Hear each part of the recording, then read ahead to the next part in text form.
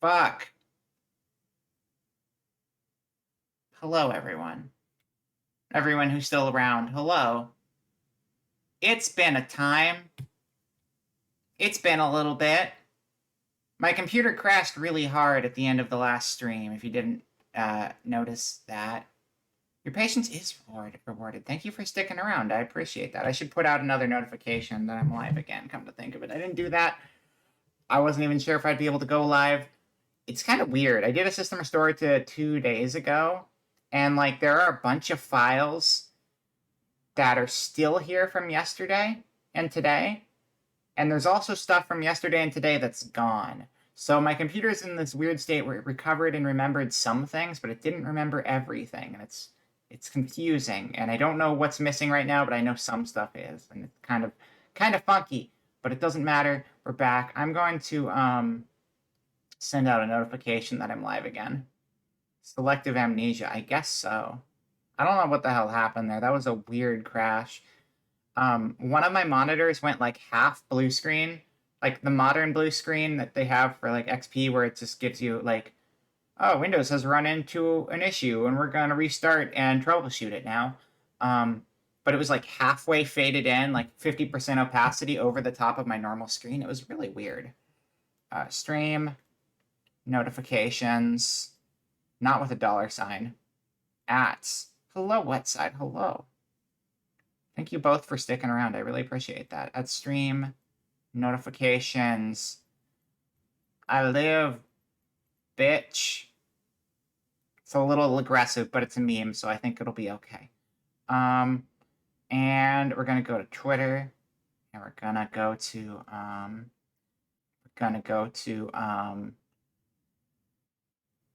this and be like, actually live for real. Okay, but for real though, I'm live now. I'm live now. Typing hard. Okay. Cool. Anyway, welcome in everybody. I should start the game. Maybe the game is what killed my computer. And I didn't start the game again yet. So maybe there's still a chance that my computer will die a second time, in which case I will curl up in the corner and cry a little bit, and we'll call it there. But if it doesn't crash it, we're good to go. And now I can drink my coffee, which I made forever ago and thankfully did not completely melt on me because I was not paying attention to it.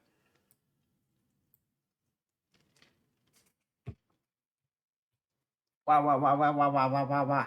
Wah, wah, wah, wah, wah, wah, wah. Wah, wah, wah. Wah, wah, wah, wah. Gameplay. Retro gameplay. We're over here now. I'm still see-through. Whatever. It's fine. Don't worry about it. That's just me now. That's just how I am. That's just my life. Game. You need Please be happy. Please be happy. That's right. Please be happy. Do you guys have game audio? You do have game audio. Yeah. Wah, wah, wah, wah, wah, wah, wah. Exactly. It's just like that. Please be happy. Please be happy. Please be happy. That's not what the game window looks like at all. Maybe I should get the Elgato out of the way. There we go. Perfect. Game capture. Yeah, no, there was visual. It was just I had a black screen in front of it. So there was like a little bit of a border of the visual, and that was it. And also, my UI is the wrong color. I wanted it to be like pinker. No, not you. You.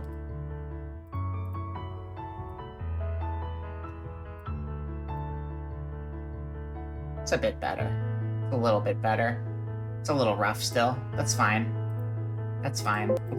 Restore that to default. Well, that's not good if we restore that to default. That means this wasn't actually doing anything. How dare you? How dare you not be working right? After all that, my little nitpicking artistic things are what's bogging me down. I see how it is. Saturation. No, you're just not gonna work it. You're not gonna work it. Okay, hold on. No. Okay, see, nothing in that's not, nothing changed. Nothing actually changed with it. Nope, that's not doing anything.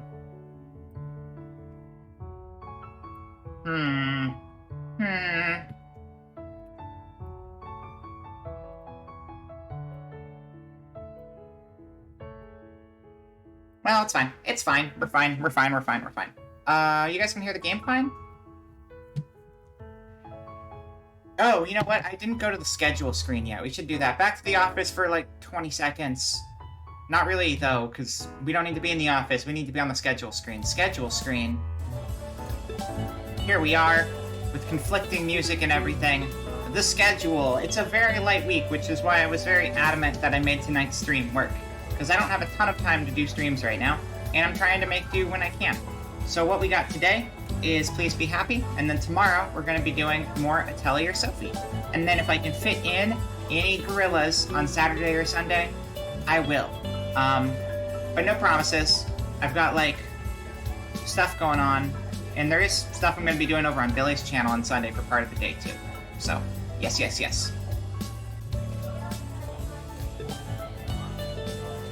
Oh, also,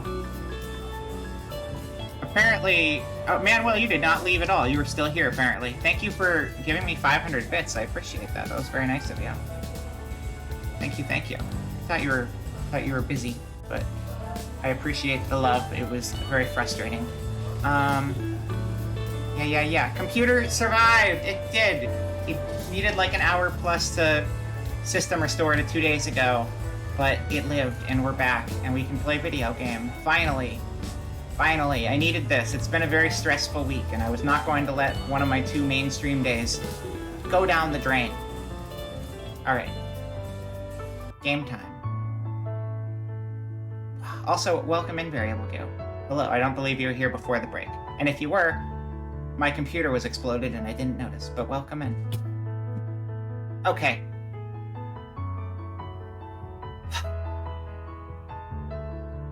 I had cool wind settings on my hair. They're not there anymore. Oh, that was on a different model. I didn't put them on this model. That's fine.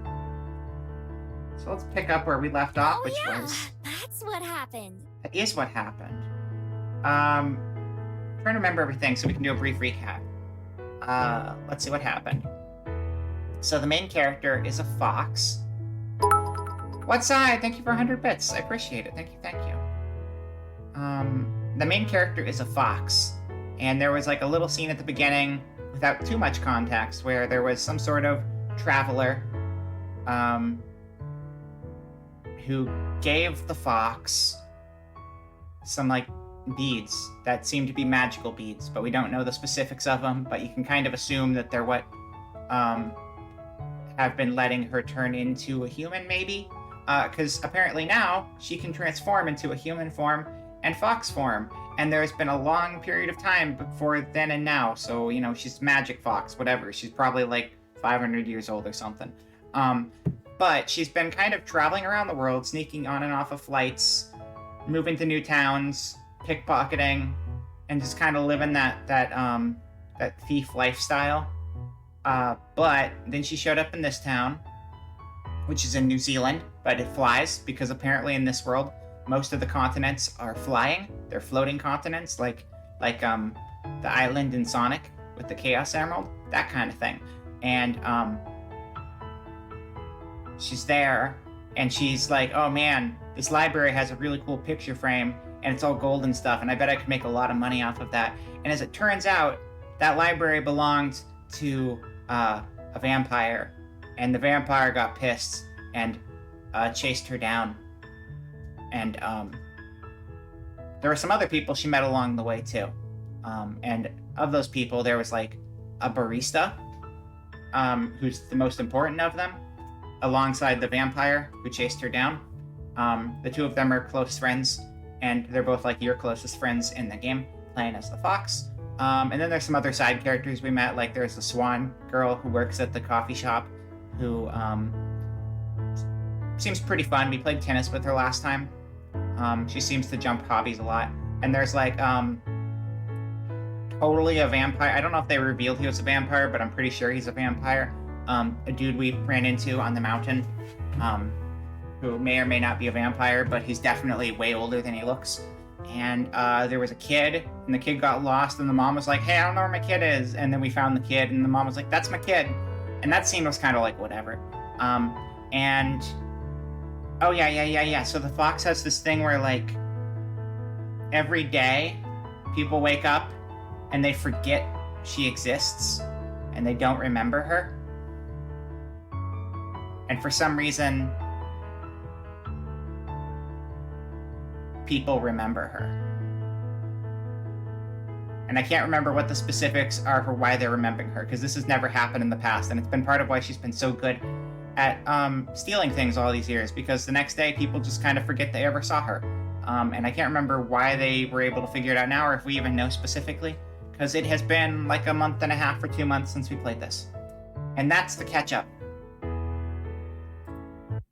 And now we're living in the library, because despite the fact that we were trying to steal from the vampire, she realized that we were kind of just like a stray who didn't have a place of her own, and was just like, you want to just live here with me? I have a spare room. And so we took her up on the offer, and now we're just seeing how it goes. And it seems like we have friends. And we're probably going to hold hands with one of those friends at some point in the future, and it'll be very touching.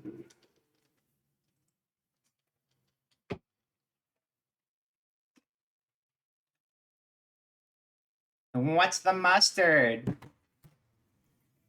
Good one. I don't have any mustard, I'm sorry. For the second day in a row, I wake up in a soft bed. My bed. It's early. The library downstairs is silent. No one else is here aside from Juliet. Juliet being the librarian vampire. I didn't even transform before falling asleep last night. Just passed out like this, with human arms and legs. No wonder I'm sore. After I agreed to Juliet's offer, the rest of the day passed by quickly. Aspen and Juliet showed me around the house, part of the library. And Aspen is the, coffee barista girl. Not the swan, the other one. I think Aspen is just a regular human. Unless we learn something else. Aspen and Juliet showed me around the house, part of the library, and Juliet made dinner for the three of us. Aspen didn't leave until the evening, and I decided to go to bed early.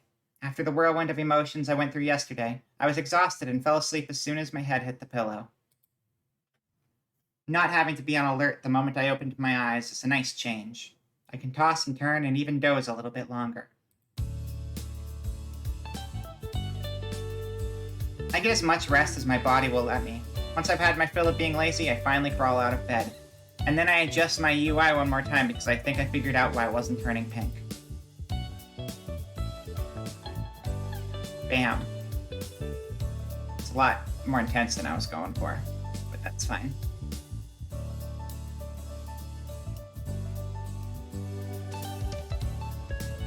Yeah, that's fine.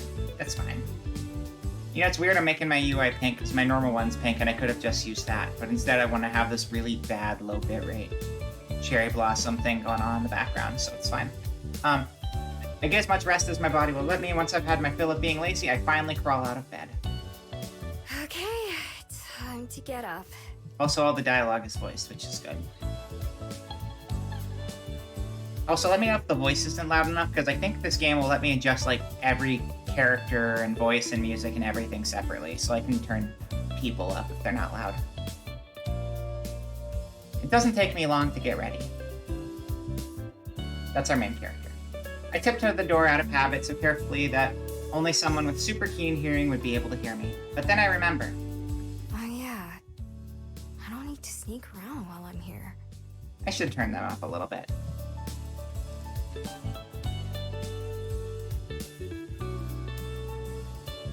Yellow Moth, hello, welcome in. Everything is working now. There was a miracle, and that miracle was called an hour of system restore. But all is well. Welcome, welcome.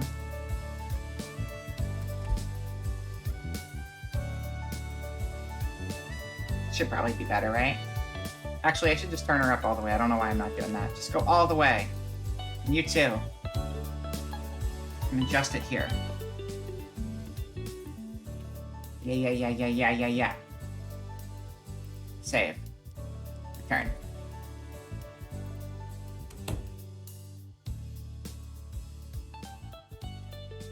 I loosen up and step out into the hallway, shutting the door behind me. Being so openly noisy is almost harder than being sneaky.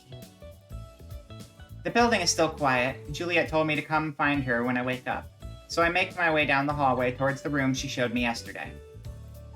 It's one of the last in the hall, tucked away in the corner. Unlike the other doors, a tiny bit of flickering light escapes from the gap below. Yeah, I guess we always have, like, mealtime with Juliet and Aspen because they're buddies, but, like, other than that, they probably don't have that much overlap in their day. Because Juliet being nocturnal, because vampire, and Aspen being dayturnal, because not vampire. I don't know what the opposite of nocturnal is. This is the place. I'm gonna tweak audio even more.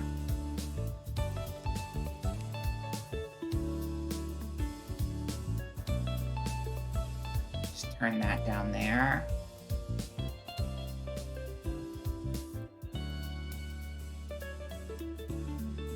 Diurnal. You know what? That's good enough for me. I'll take it.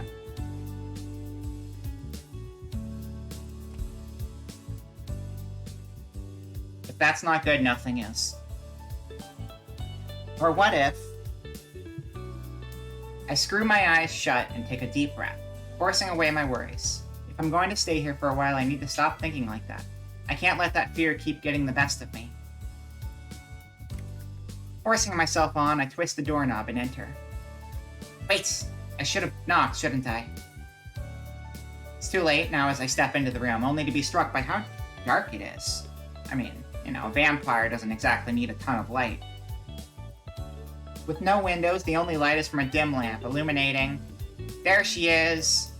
Your internet's broken too? That sucks. I mean, my internet's not broken, my computer was. But, welcome back despite the broken internet. With no windows, the only light is from a dim lamp illuminating the white-clothed figure sitting at her desk. Just like the library downstairs, there are rooms and rows of books covering the shelves around the room.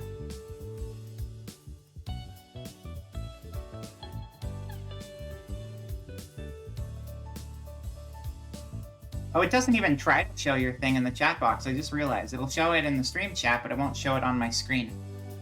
I wonder why that doesn't translate into, I mean, it would look awful in the chat box over here, but I'm surprised they don't even try. Juliet looks up to greet me, a gentle smile written on her face. Oh, good morning, Miho. Did you sleep well? She remembered me. I had my relief well, I think. I sure did. I think that might have been the best sleep I ever had. You do tend to sleep in the rain and in the mud and stuff. I'm most glad to hear it. Would you like to sit down? Oh, sure. Thanks.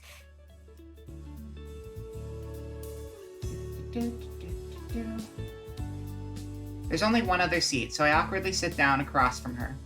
Feels a little bit like an interrogation. Would you like some tea?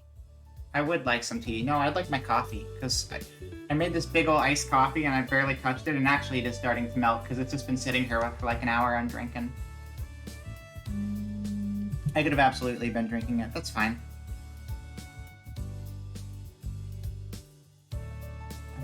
Bum. It's still cold though, that's what matters. Watered down coffee and Kahlua and oat milk. I've never had tea, so I don't know if I like it or not. I feel like I should accept her offer out of politeness though. Sure.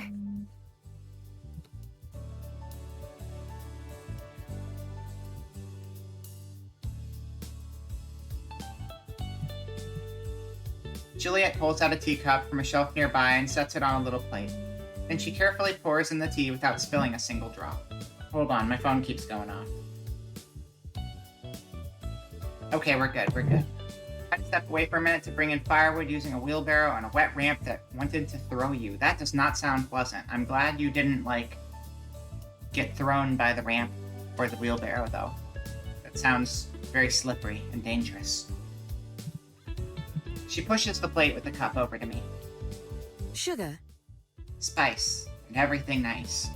These are the ingredients for a lesbian dating sim game. And also the Powerpuff Girls, but that's not what this is. I'm adjusting my filters again because I don't know how to stop myself. Ramp is very slippery. It didn't get that chance. Good, good. As it shouldn't. I don't even know. This is very finicky. Very, very finicky. Yeah, I like that. That's what I was going for. That's better. I've eaten enough human snacks to know that I like sugar. Yes, please. I had sugar earlier today. It was pretty good. I don't always have sugar, but when I do, I like it.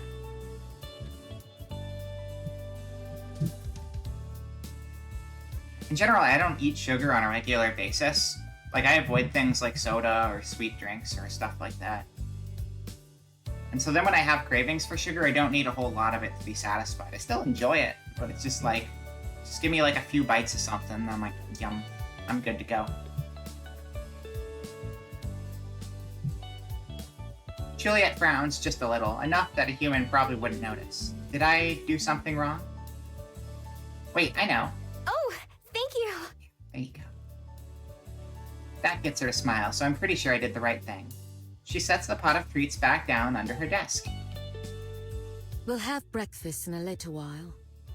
Aspen usually comes by to help open the library, and then we eat together. It's true. That sounds I remember nice. that. Does she help out because of the sunlight? My, that's astute of you. You're correct. Although I'm able to tolerate a bit of sun, I do prefer the dark. Is that audio balance good? I think I set it up right. I wasn't sure if you knew I was a vampire or not. But shout out to game devs who actually let you, like, control individual aspects of your audio like that. It makes a huge difference. Seems good to you? Awesome. I figured it out just now. That explains how you were able to hear me and find my den, huh? Indeed. That said, I have my dear friend Orpheus to thank for helping me know where to find you. Orpheus is a little bat. Something scratches in the corner of the room, and I look up to notice a big bat. A large bat dangling from a hook on one of the shelves. Has that been there this entire time? Is he also...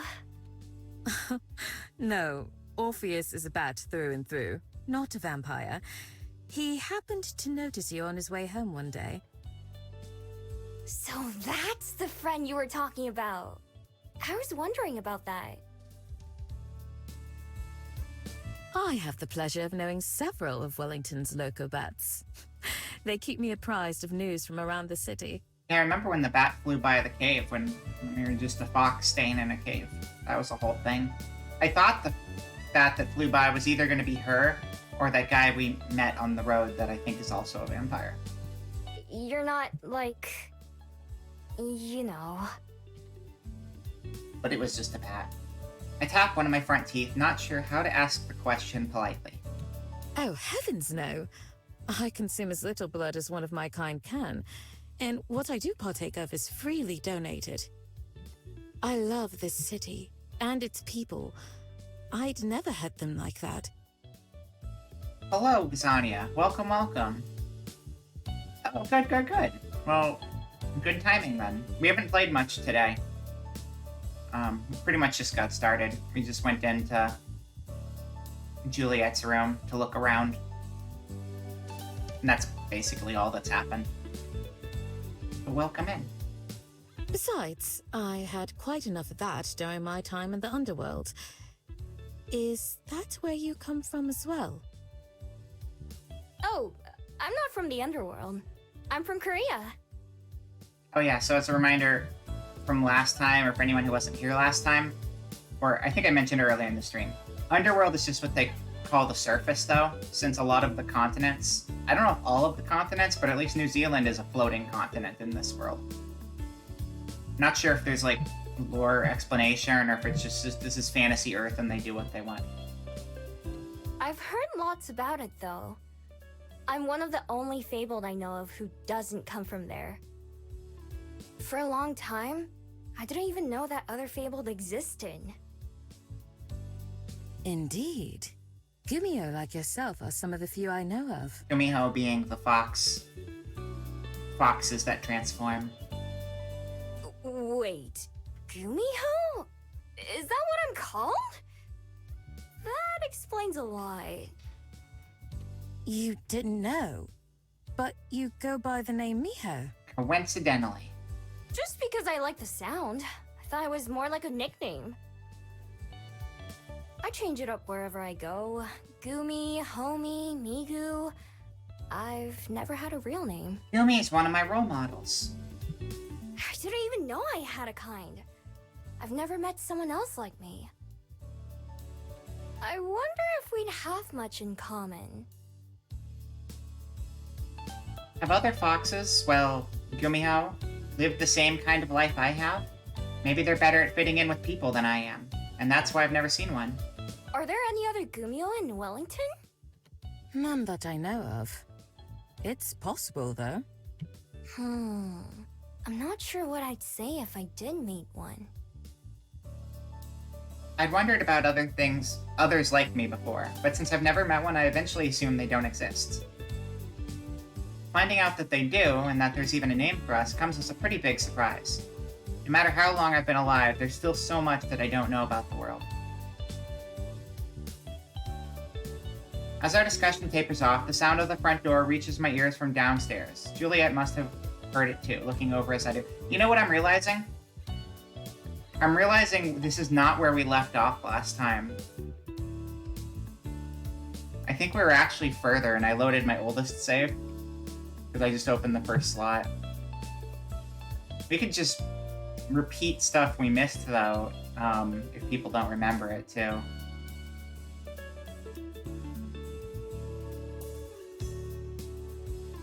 Yeah. Yeah, we did. Do people want to continue from here or jump ahead? I don't know how well people remember what we were doing, so I'll kind of leave it up to you guys. I don't mind recapping stuff since it's been like 2 whole months since we played this, but whatever you guys think.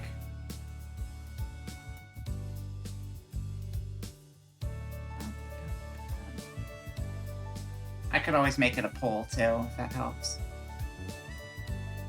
But I feel like it's a small enough crowd, I can just do a show of hands. Because it seemed like I remembered a lot of these things coming up in conversation, and I think it's because this was where we left off after the end of our first day playing the game, and then we played it a second day.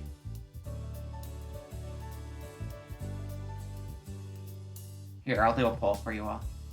1 second. My web browser's not open right now, so I gotta open that real quick.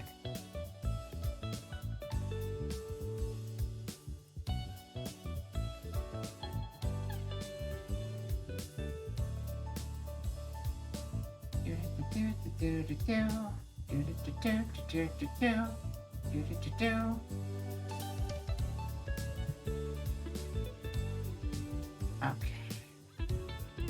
Manage poll. Create a new poll. Continue from here. We'll jump ahead. I don't remember how long our second session was. I know that we went and played tennis with the girl from the cafe. I think it might have been a shorter stream though.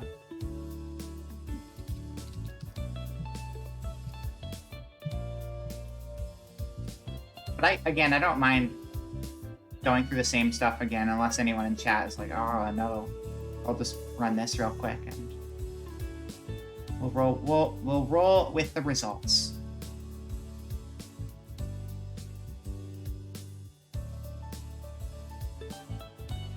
Yeah, because they don't say total playtime, they just say when you saved it. 22, 20, 22.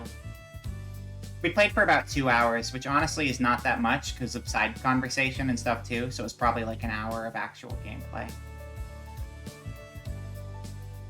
This poll is going very successfully. 0-0 tie. Okay, I guess I'll just continue from... okay, I'll continue from here then. Sounds good. Continue from here. Okay. Continue from here gets the vote. Let's roll. We'll do some catch-up. It's fine. because I need a refresher too. As our discussion tapers off, the sound of the front door reaches my ears from downstairs. Juliet must have heard it too, looking over as I do. Oh, that'll be Aspen. Shall we go down to breakfast? I'll never say no to that. Food good. I like food. Juliet takes to her feet, picking up the lamp and carrying it with her. Orpheus the Bat leaves the study when we do, though he flies off in a different direction. I guess he won't be joining us for the meal. Bats are not a big fan of cereal, as it turns out. I have to be careful not to spill my cup of tea as we walk down the stairs. Aspen waits at the bottom, a large book tucked under her arm. She waves with her free hand to greet us. Good morning, Aspen. It's nice to see you again. Good morning, Juliet. And you too, Miho. I must admit, I was a little worried you might run off during the night. I may have thought about it a little. After I went to bed, though, I was out like a light. Glad you decided otherwise, then. Living in the library sounds like heaven. I can't believe you'd think about giving that up. Forgot I really liked Aspen's voice. Anyway, I'm opening today, so I can't stay too late. I'll go ahead and take care of the windows. I'll get started on breakfast then. Would you like grape or strawberry jam? Strawberry. I think I'm feeling like strawberry today. Good choice. Oh, or some of that orange marmalade, if there's any left. I do like orange. That's also a good choice. You have to let Miho try that too. I'll see if we have it. Is that a nonce? I don't think there's any jellies or jams I don't You can really just like, leave them though. on the desk for now. They're all pretty good. It sure is. I'll be taking Jacques on the way out. That's a weird way to pronounce that. Jacques.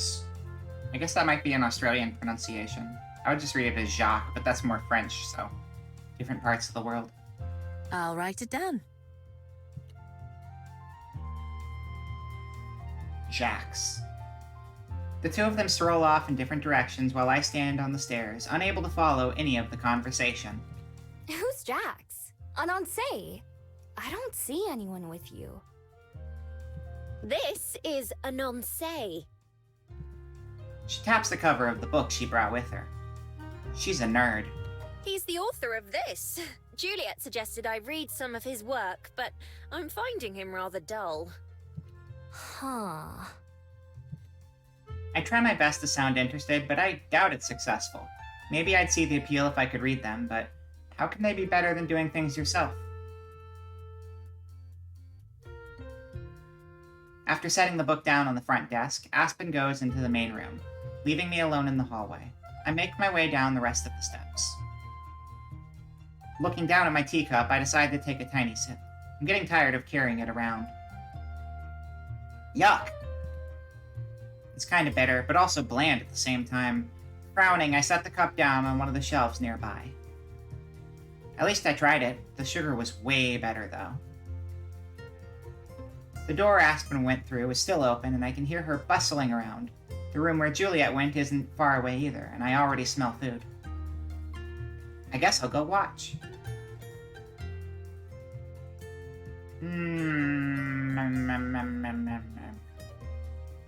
I think last time we watched Aspen. We'll watch Juliet this time. Change it up. I follow my nose and head to the kitchen. There's a big frying pan on the stove with a blob of melting butter sizzling in it. Juliet gives the pan a push to move it around before walking to the counter to continue her work. That smells great. Oh, Miho, go ahead and take a seat if you'd like. This shouldn't take long. I do what she suggests and sit down at the dinner table in the same spot as yesterday. Lovely smells swirl around the room as she opens this jar and that. What you making? Fried eggs and toast with some fresh fruit. It's what we usually have. Is that all right with you? It's a pretty good breakfast. I had spicy ramen with eggs for breakfast because it had eggs in it, so it still counts as breakfast. That was my justification for it. Better than alright. I'm almost drooling just thinking about it. I hope that it lives up to expectations then. I watch as she quickly butters a few slices of bread and then tosses them into another pan on the stove. While it cooks, she takes an apple from a nearby bowl of fruit and cuts out the core before swiftly chopping it into perfectly even pieces. Sure did that fast. Practice makes perfect, as they say, and I've had quite a lot of practice. After moving the apple slices onto a plate, she takes an orange and starts to do the same thing. The bats enjoy fruit as well, so I tend to keep a lot of it around the house. Fruit bats. Of course. If there are any items you'd like me to keep around the house for you, do let me know. Funyuns. Lots of Funyuns. I remember we broke into a convenience store, so I'm assuming our main diet consists of Funyuns mostly. Funyuns are pretty good. Something tells me that snacks from the convenience store aren't what she has in mind. Damn it! Damn it. I tried. I'll tell you if I think of anything. Juliet finishes the fruit before dropping the eggs into the pan with butter, where they start to sizzle too. Finally, she slides the toast out and onto a plate. Right as the eggs finish cooking and Juliet sets the table for the three of us, Aspen daintily steps into the room. All set on my end. Thank you. I just finished cooking too. We all sit down and dig in. The food, of course, is delicious. So, Miho, how will you be spending your first day as an official Wellington resident? I don't know yet. Hadn't really thought about it. Now that you mention it, I'll have a lot more free time now, huh? You could still just rob people anyway. Usually I'd go hunting for food, or looking for a better place to stay, or... Instinctively, I go silent as I reach for my pocket and the familiar crumpling paper. Or...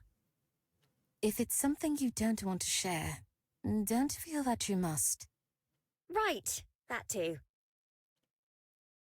I hesitate. I'm not sure I've ever told anyone about my goal, or at least not the specifics.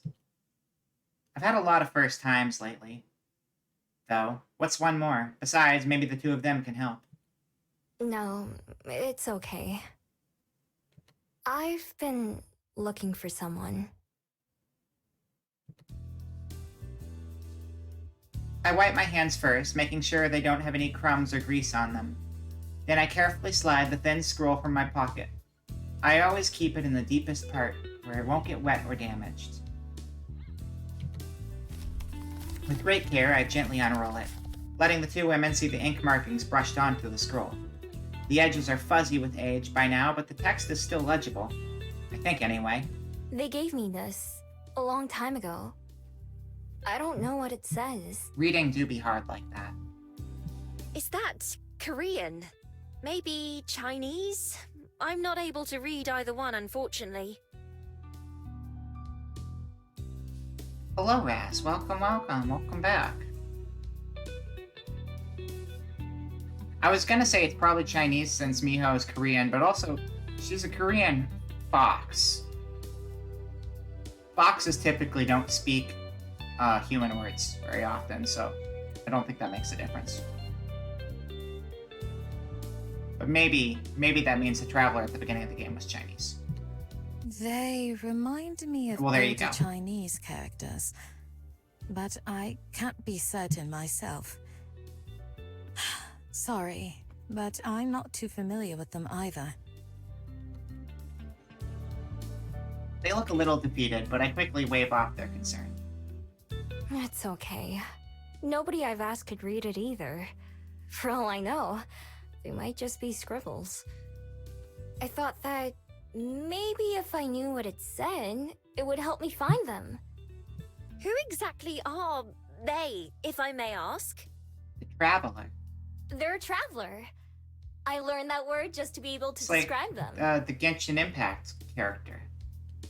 Although they actually have actual names. But they just call you Traveler and that all the time. They were the first human I ever met, and they told me stories about the rest of the world. And you've been searching for them ever since then? Yup. For as long as I can remember. I met them back in Korea, when I was a fox. I remember that. I couldn't understand what they were saying. Not until much later. Reminiscing about them gives me a very particular feeling. It's warm and fuzzy, but also a little sad. I think people call it nostalgia. My voice is a little quieter as I finish what I mean to say. But that never stopped them from coming to see me. I don't know their name or even where they're from, but I'll definitely recognize them when I see them again. Foxes and people don't usually communicate a whole lot. I think their relationship was mostly based off of, I bring you a food, you eat the food. And honestly, that's a really good reason to get attached to somebody. Food is important. Both of the women before me are quiet for a moment, visibly thinking over what I've said. After a long while, it's Juliet who speaks first. In that case, I'd be happy to assist in any way I can. Me too, of course. Speaking of which, I may have found something useful to you. I was doing a little bit of research on Gumiho last night. There was surprisingly little to be found compared to some of the other fabled. Wait a sec. You found out that I'm a Gumio too? Gumiho. I'm curious, is Gumiho... Gumiho must be a thing outside of this game. Or maybe not, I'm not sure. I'm gonna see if Gumiho pops up on a Google search real quick, though. I wanna know. A Gumiho. Gumiho. They spell checked me immediately. My roommate is a Gumiho. My roommate is Gumiho is a 2021 South Korean television drama series starring Jong Ki-young and Lee Hae-ri. Okay, yeah, here we go. The Gumiho, Korea's nine-tailed fox. So yeah, it is real mythology from Korea. Well, yes, it wasn't too difficult to look up. Is that odd? So in less than a day, both Aspen and Juliet were able to find out something about myself that I couldn't in a lifetime. You know, I imagine there's probably a lot of interesting animal mythology in the Koreas, because I know totemism was a very big thing over there. Totemism being worshipping animals as gods, kind of like with a lot of like Native American cultures. The Koreas were also very big into that historically. I guess not. I only realize how I sound after I've said it. Juliet shoots a look at Aspen, who quickly tries to move the discussion along. Anyway, I was trying to find out why Juliet and I can remember you when nobody else can. Although I didn't find anything about memories in particular, there was one story that claimed a Gumiho's curse doesn't take effect until a full day later. Oh, so this is why they can remember, when everyone else couldn't. Oh, of course. And since you and I both saw Miho again before too much time passed, we didn't forget her. So the curse is not broken. People don't usually see her that often. Right, that also makes sense from what you told us yesterday, Miho, doesn't it? You said you don't tend to talk to people a second time. Yeah, I usually try to avoid it, really. That'll do it. I hadn't ever thought of my magic as a curse before, but I guess to the person it's affecting, it is. So that means that all we have to do to avoid forgetting about Miho is... It's impossible to miss the pause before Aspen's words, like even she's not confident in what she's about to say. see her every day. Forever. That is a very tall order. Forever. That word hangs in the air. Aspen says it cheerfully, but I can recognize just how impossible that is. At some point, even these two will forget me, won't they? Why even try then? Why bother, if I know it'll just hurt in the end? On cue, those kinds of thoughts start to swirl in my head like always, It's so tempting to just stop caring and give up on others. I do very much remember going through Miho's breakdown from this, but we're going to relive it. Relive the traumatic memories. No, I won't let myself dwell on that. Not on my first day living here. Who knows? Even if it's a long time from now, maybe those thoughts will go away for good. Juliet clears her throat before the silence goes on for too long. Well, that's not bad at all. Preserving the memory of those you hold dear is one of the most important parts of life. Very true. Aspen considers for a moment before nodding. It really is. I did forget Aspen dresses like I do. I mean, when I'm not streaming. My stream outfit's a little different, but she dresses pretty similar to how I dress normally. Cholima is an 8-legged horse that can run 1,000 miles in a day in Korean mythology. That's kind of crazy. I'd like to see some art of that one. You should post a pic of it in the Discord. Oh, we have a Discord, by the way. Here, I'll share the Discord for anyone who's interested. I don't know what goes on there. I just nod and agree sometimes, but we do stuff there sometimes. But, I doubt we'll see a Cholima, however you pronounce it, in this game. But if we do, they'll probably be in a humanoid form. But we're not in Korea, so I imagine we're not going to be seeing too many animals from Korean mythology aside from Miho herself. So, anyway, about Jacques. For relief, Aspen changes the subject away from me and my magic. As Juliet and Aspen chat between themselves, the conversation drifts onto things I don't know about, and people and places I don't recognize. It's all probably related to books. I smile and laugh when they do, but I'm not really paying attention or talking. Listening to the two of them, they may as well be speaking a different language. Australian. The more I observe, the more it seems I'll have to learn. Not just about normal people and human life, but about myself as well, and even the world. And one day, both Aspen and Juliet were able to figure out what I am, and how my beads work. I've had a long, long time to do that, and still had no idea. It doesn't even seem like it was hard for them. There's something that I have to admit to myself. I haven't really tried before. Just what have I been missing out on? I feel something bubbling up inside of me, the same feeling as yesterday when I decided to come back to the library instead of running away. Something that makes me clench my fists and take a deep breath as I make another decision. Something that I realize I can put a name to, even though it's a new one for me. This is what people call hope. Even if it's pointless in the end. I want to learn how to be a person. I want to learn how to be a person. Juliet cuts off whatever she was saying mid-sentence. Both she and Aspen turn to face me, eyes wide. Oops, I guess I should have started by waiting for them to stop talking. You want to... what? I've already messed this up, but I keep going. And then I adjust my window size because I realize it's cut off a tiny bit. But I keep going. Be a person. To know about the things you two are talking about. All the stuff that you give me a weird look for when I don't know. I want to learn about it. Yeah. Oh, you know what? I am so sorry, chat. I just realized I'm supposed to have ears today. This is supposed to be a stream with ears, isn't it? Let's fix that. Bum bum bum bum bum bum. Boop. Old model, but that's okay. Much better.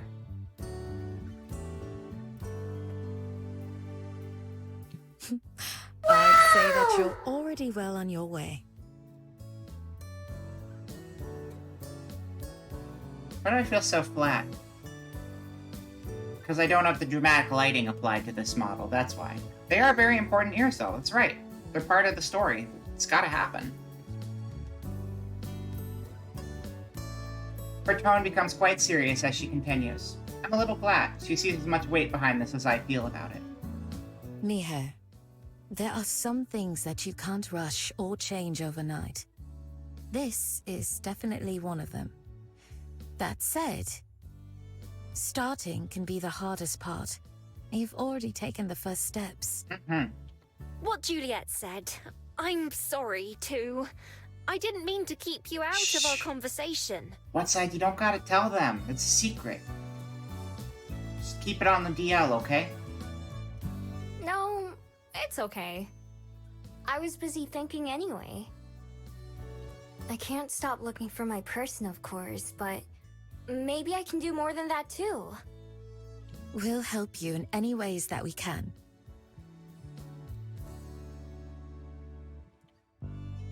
Aspen nods in agreement, but then checks the time and sighs. It'll have to wait until later, though, because I need to be leaving for work.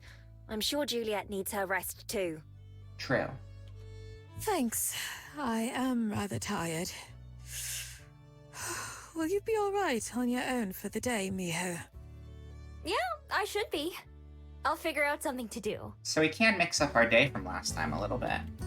I don't know if every route's gonna have you go through every event, but we can at least vary it up and maybe we'll get different events. Because I remember we did tennis with the other Cafe Bird girl last time we did this. I'm just gonna... no. Settings. Boop. Boop. Boop. Boop.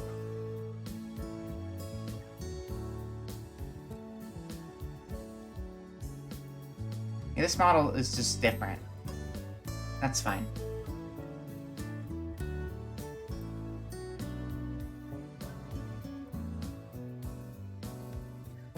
Okay. Wonderful. Here, let me take those. Oh, you're heading out? No problem. Whiteside, have yourself a great night. Thank you for coming by. Thank you for, hanging out, despite the fact that everything kind of just exploded for like an hour and a half. I appreciate that.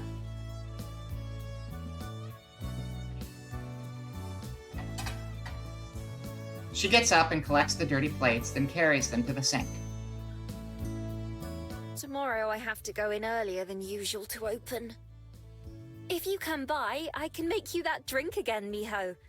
As long as you promise not to run away, that is. Sure, don't worry.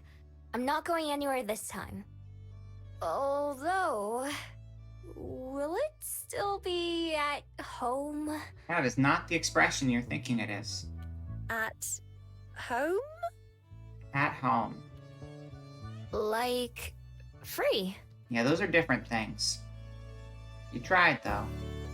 The effort's there. Oh, on the house! Yes, of course. This should probably be the last time, though, or my boss will start getting upset. Let's piss off her boss. Aw, okay. It was nice while it lasted. Aspen pauses as she rises from the table and starts to leave. On the house ad space! That is an on the house ad space. That's right. Thank you. Thank you so much. It might not be on the house next time, though, so be careful. You know, getting a job might be a good idea if you're serious about living a normal life. It's hardly the most It will fun, be. but You never have to then pay for you ad could space. buy as many fairy That kiss was the chillers bluff. as you want. Oh yeah, the drinks had stupid names. I like that. A job? Sounds like a pain. Work is gross. Aspen just sighs as I sink into my seat. The way she talks about having a job makes it sound awful. Well, it's just a suggestion. See you later, Juliet. Miho. Goodbye. With that, she takes her leave as Juliet and I wave her off. After the distant sound of Juliet shutting her bedroom door, the whole library is silent, leaving me alone with my thoughts in the kitchen. The front doors are unlocked and open to everyone, so it's just a matter of time until the first guests arrive. Well, what do I do now? The empty room doesn't have an answer. Right about now, I'd usually be scrounging for breakfast or scoping out a new place, or maybe even planning where I'd spend the night. But with a full belly and a bed to come back to, I don't have to worry about any of that. Instead, I have a lot of free time on my hands. Guess I'll explore. Guess I'll explore. It's how I've been spending a lot of my time recently anyway. And while Juliet and Aspen seem fine so far, it's still a little tiring to be around other people so much. Having some alone time is important too. Making my way into town, I try to pay more attention to what people are doing, instead of searching for opportunities. I meant what I said about wanting to be more of a person, but small steps are easier for me, and if there's one thing I'm good at, it's observing. Of course, I'll also be keeping an eye out for anything that can help me find my person, but I have to admit that I don't have much of a plan for that. Usually, when I go to a new country or city, I'll try to find someone who might know them, or who recognizes my scroll. I usually prefer asking other Fabled. They're easier to deal with than humans. It's not a very efficient plan, if I'm being honest. I'd have to get really lucky for it to work, but I haven't come up with any better ideas, and I do have plenty of time to try. Now that Aspen and Juliet have offered to help, maybe they'll be able to think of something new. For now, I'm just killing time. At first, it's not so bad. I take my time passing through the city and even pop into some stores along the way. One is full of musical instruments, while right next door is a store selling kitchen utensils. Across the street, there's another place with racks full of used clothes. I step into each store and pace around the aisles, just browsing. Usually I'd never come into these kinds of shops, even though they have some expensive stuff. It's all bulky and hard to carry. Plus, I've learned the hard way that some pawn shops and buyers are good at guessing when something's stolen. Now that I'm paying more attention to what's for sale, I realize that I don't even know what a lot of this stuff does. In the kitchen store, there's normal pots and pans and dishes, which makes sense. But there's also a bunch of different gadgets with all kinds of shapes and sizes. I can't even guess what you use some of them for. At the music store, I recognize a few instruments, like guitars and pianos and drums. There are also a bunch that I've seen before, but don't know the names of. Mostly the kinds you play with your mouth. Then there are some that I've never seen and can't even be sure are actually instruments and not some other kind of device. I seem to be the only one having this problem. In both stores, the other customers I've seen all walk around like they know what they're doing, or at least they're looking for something in particular. I try to listen in on conversation when someone's having with a salesperson, but it's just like listening to Aspen and Juliet talk. I don't recognize half the words. In the end, I didn't spend long in either store. This is already harder than I thought. Nearby, there's a clock outside one of the stores, and it informs me that it's only been an hour or so since I left the library. There's still a long time before Juliet will be up. Guess I'll keep looking around. Although I'm not expecting much, I continue to browse through most of the shops I pass just for something to do. I think about going to the Bell House and saying hello to Aspen, but when I get there, there's a line out the door and around the building. Peeking through the window, I don't even see her. Instead, someone else is taking orders at the counter. I don't feel like waiting, so I keep walking instead.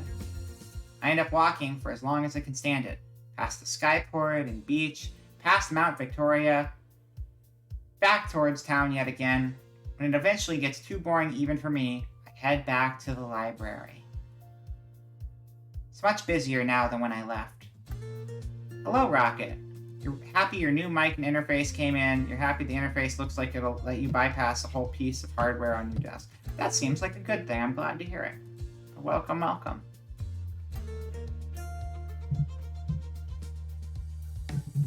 Some of the chairs are occupied, and at least a dozen people are browsing the shelves. None of them pay me any mind, even when I grab a snack from the kitchen and then head up to my room. In there, I do the only thing there is to do. Flop onto my bed and look up at the ceiling.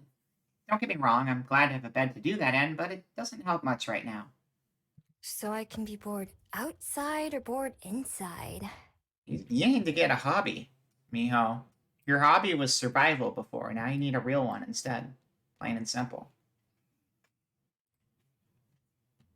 In my normal life, I'm usually too busy to be bored. Having time to rest and relax can be a luxury. Now I've got more time than I know what to do with. I didn't even realize this would be a problem. Guess all I can do is wait for Juliet. Hopefully, she'll have some ideas. I get the feeling she could give advice on anything. May as well get comfy.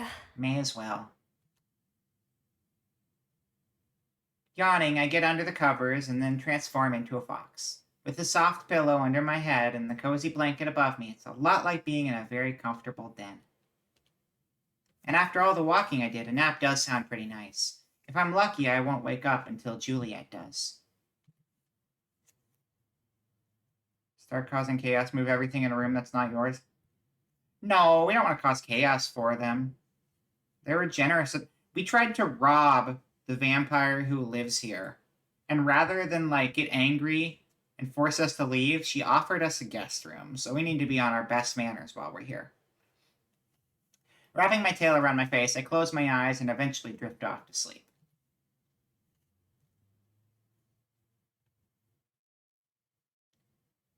It's almost dark out when I finally open my eyes.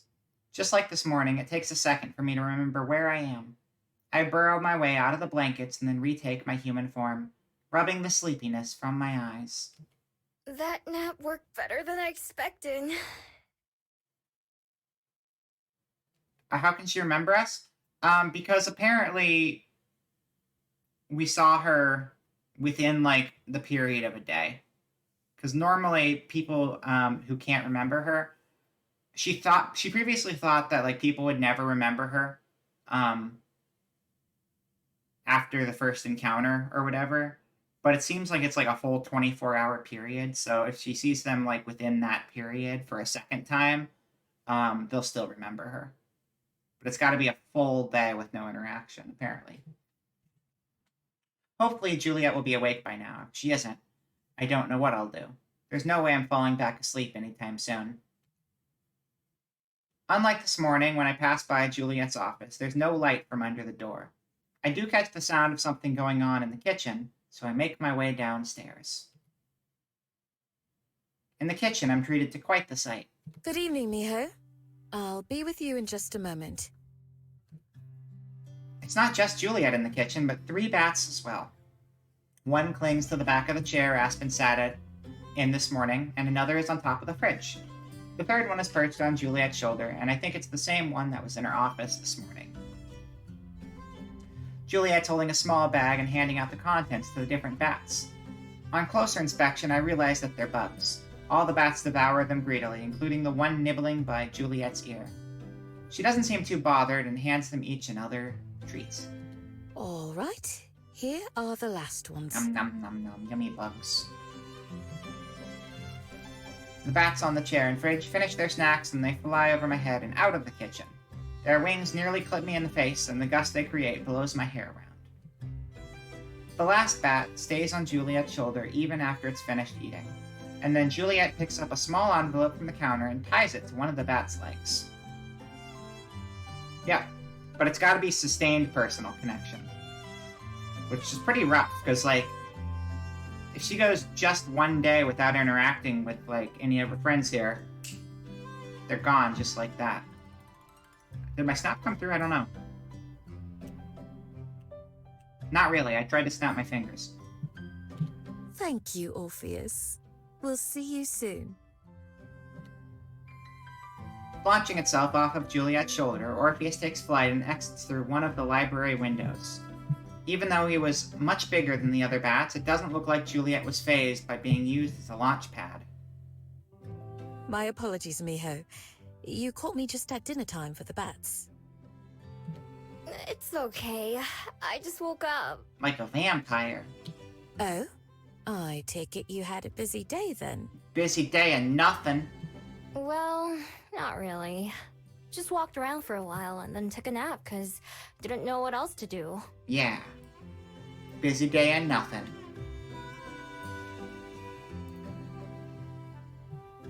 I see. I'm sorry to have left you on your own all day. I feel weirdly stiff right now. I don't know why. I should have made sure you were taken care of before I went to sleep. She sure does apologize a lot. Is that what it means to be polite? Makes me kind of uncomfortable. It's not like she did anything wrong. We interacted with the mother twice, once asking her what's wrong, and another time after we found the kid. The mother arc is still possible. You have a better memory of this game than I do. I am impressed. I have a very bad memory to the point where we're actually replaying the same stuff we played last time on stream right now. Because I cannot remember stuff at all, but that seems pretty accurate. Now that you're saying it, it kind of is ringing a bell. What are some of your hobbies? There are all manner of things tucked away in this room, all that throughout the library. Hobbies. I don't think I know that word. 'Cause you've never had time for that word. Something you do for fun, just because you enjoy it. Oh, I don't really have anything like that. Just because you made a MILF arc joke. That's right. That's right, that makes sense. Although she raises her eyebrows, Juliet just nods. I'm guessing that wasn't an answer she was expecting. I think I understand. Well, perhaps that should be our first order of business. I believe you'd find your life much enriched with something amusing to do. Okay. Like what? She ponders for a moment, tapping the countertop beside her. It could be anything. A sport, an art, or even something like watching television. Whatever brings you joy. Can you imagine a visual novel where you're just sitting and watching television? Except you're not sitting and watching television, you're sitting and watching a character watching television, and you're just getting them giving you play-by-play of TV.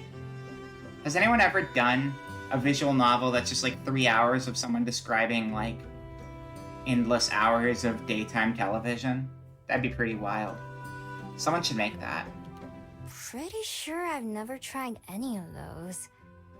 Then, it seems we have plenty of options to start with. I know you've done a lot of walking today already, but I need to go into town to run some errands. Would you be interested in accompanying me? Maybe we'll see something along the way that strikes your fancy. Yes. Sure. Fine by me. Not like I've got anything better to do. No.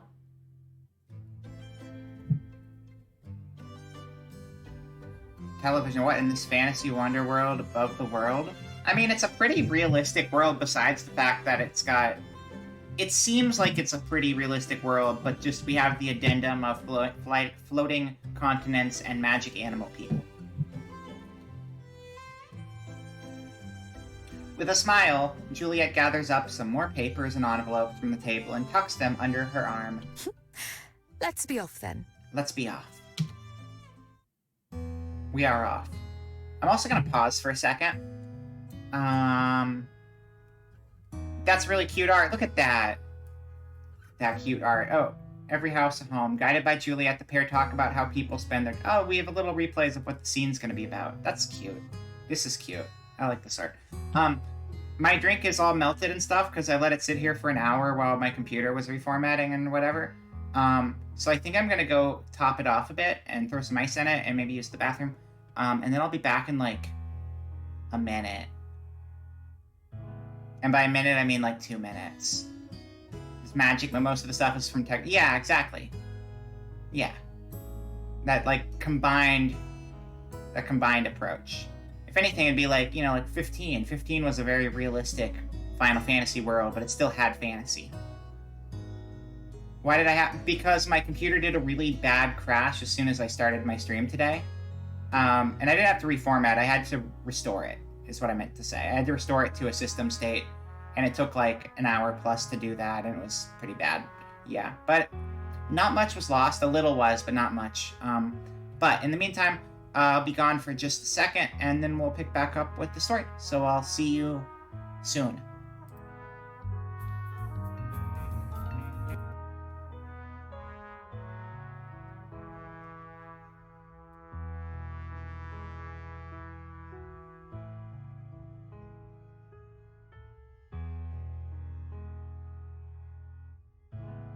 We're not experiencing technical difficulties. You should probably not be on that screen. There are no technical difficulties. I'm going to move you over to the other one. Hold on. There you go. There you go. Slightly less scuff. Okay, see you in a second. Also, look at that awesome pixel art by Twirlin Curtis. Shout out to Twirlin Curtis. Did an amazing job. I love it. It's perfect. Alright, I'm going to go do the thing now.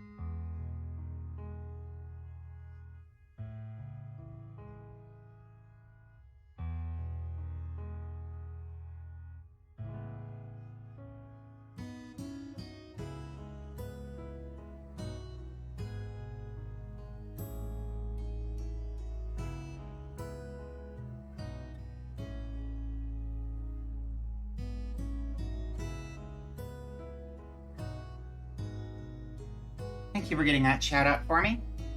Thank you. We are back in business.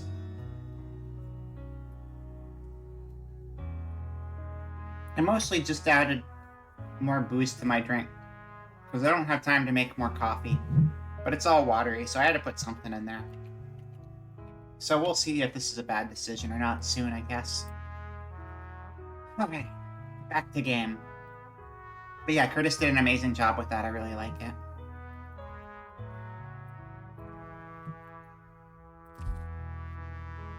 Let's be off then.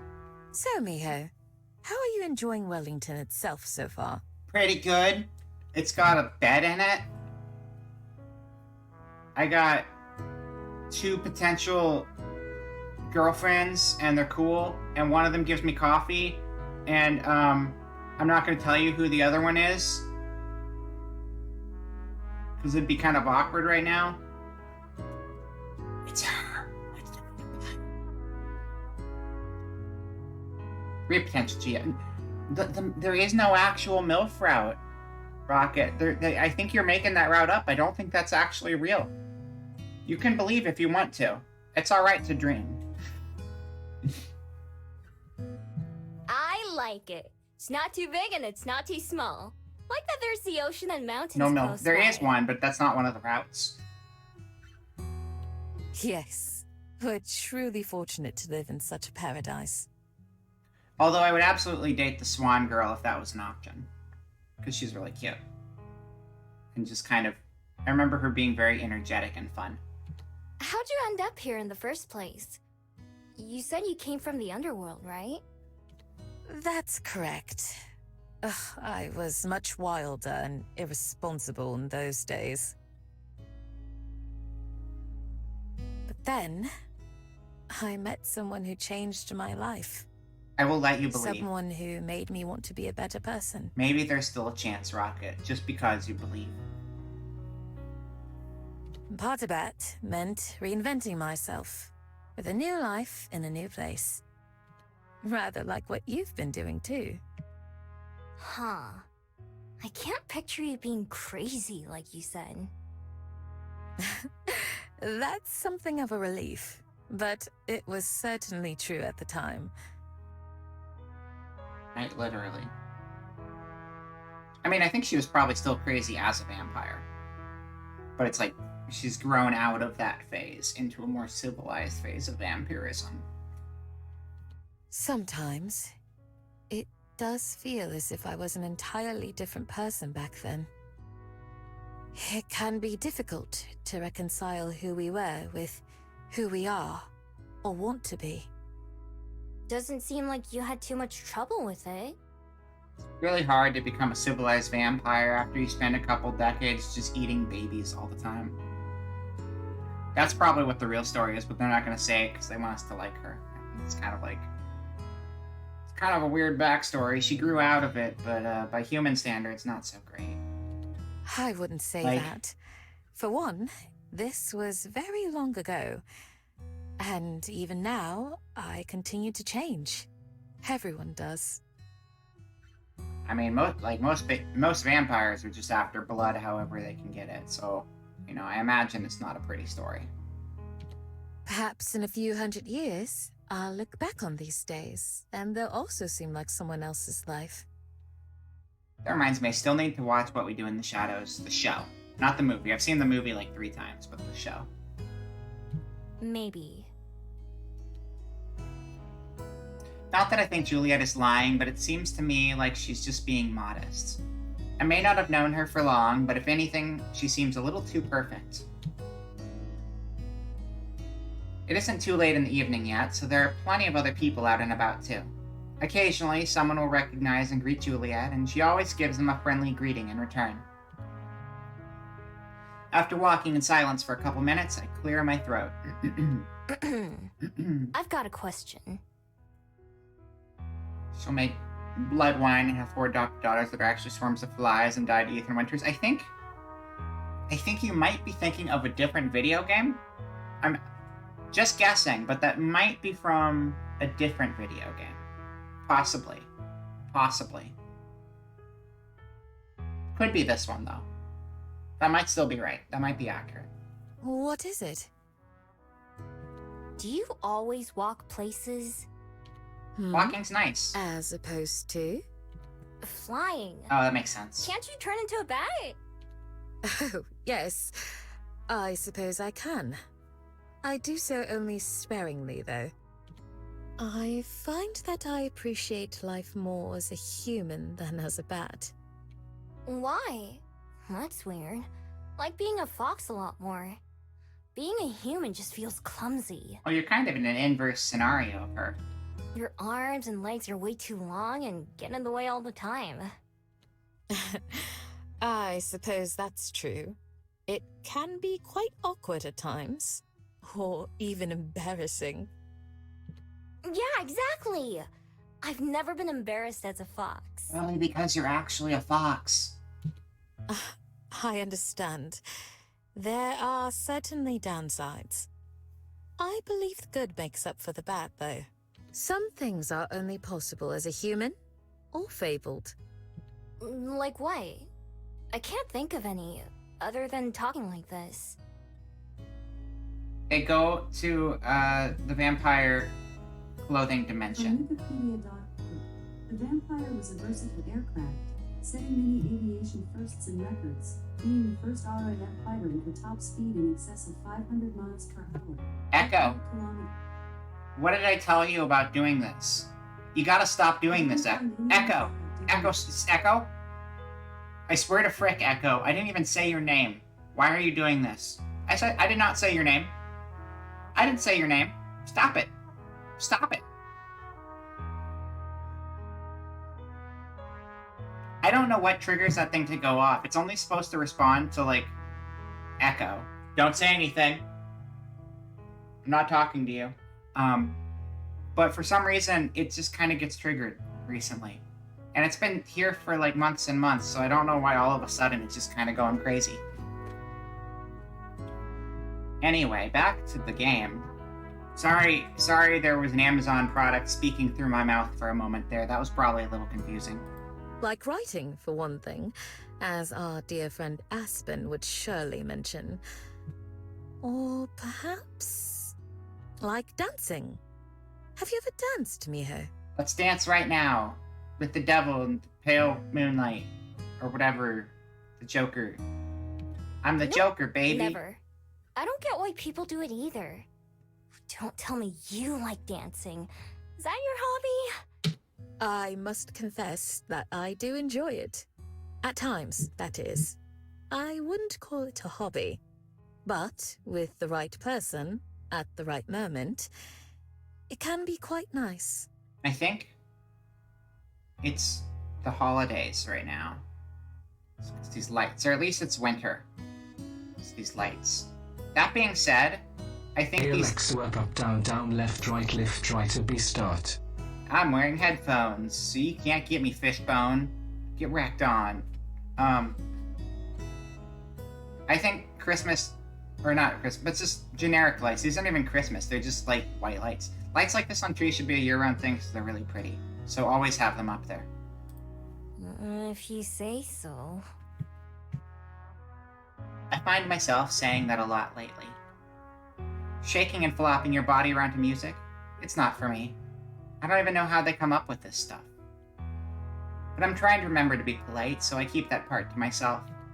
So, on that note, I should have asked this earlier. Are there any hobbies that you have as Fox? Foxing. Advanced foxing. Intermediate foxing. Counter foxing. Are those hobbies? I never thought about it that way. But now that you mention it, almost everything is better as a fox. The sun feels nicer on my fur than it does on my skin. Flowers smell better and more interesting when I sniff them. It's more vivid. Yeah, but how good are you at thumb warts?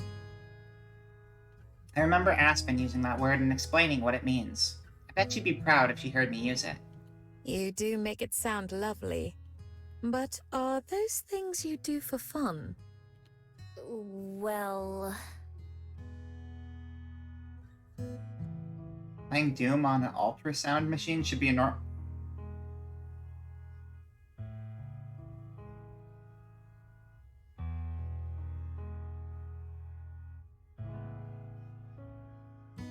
It sure should. It sure should. I don't know what else to say to that. I almost say yes right away, but then I think about it for a second. I do love those things I mentioned, but maybe they don't fit what Juliet is asking. I guess not.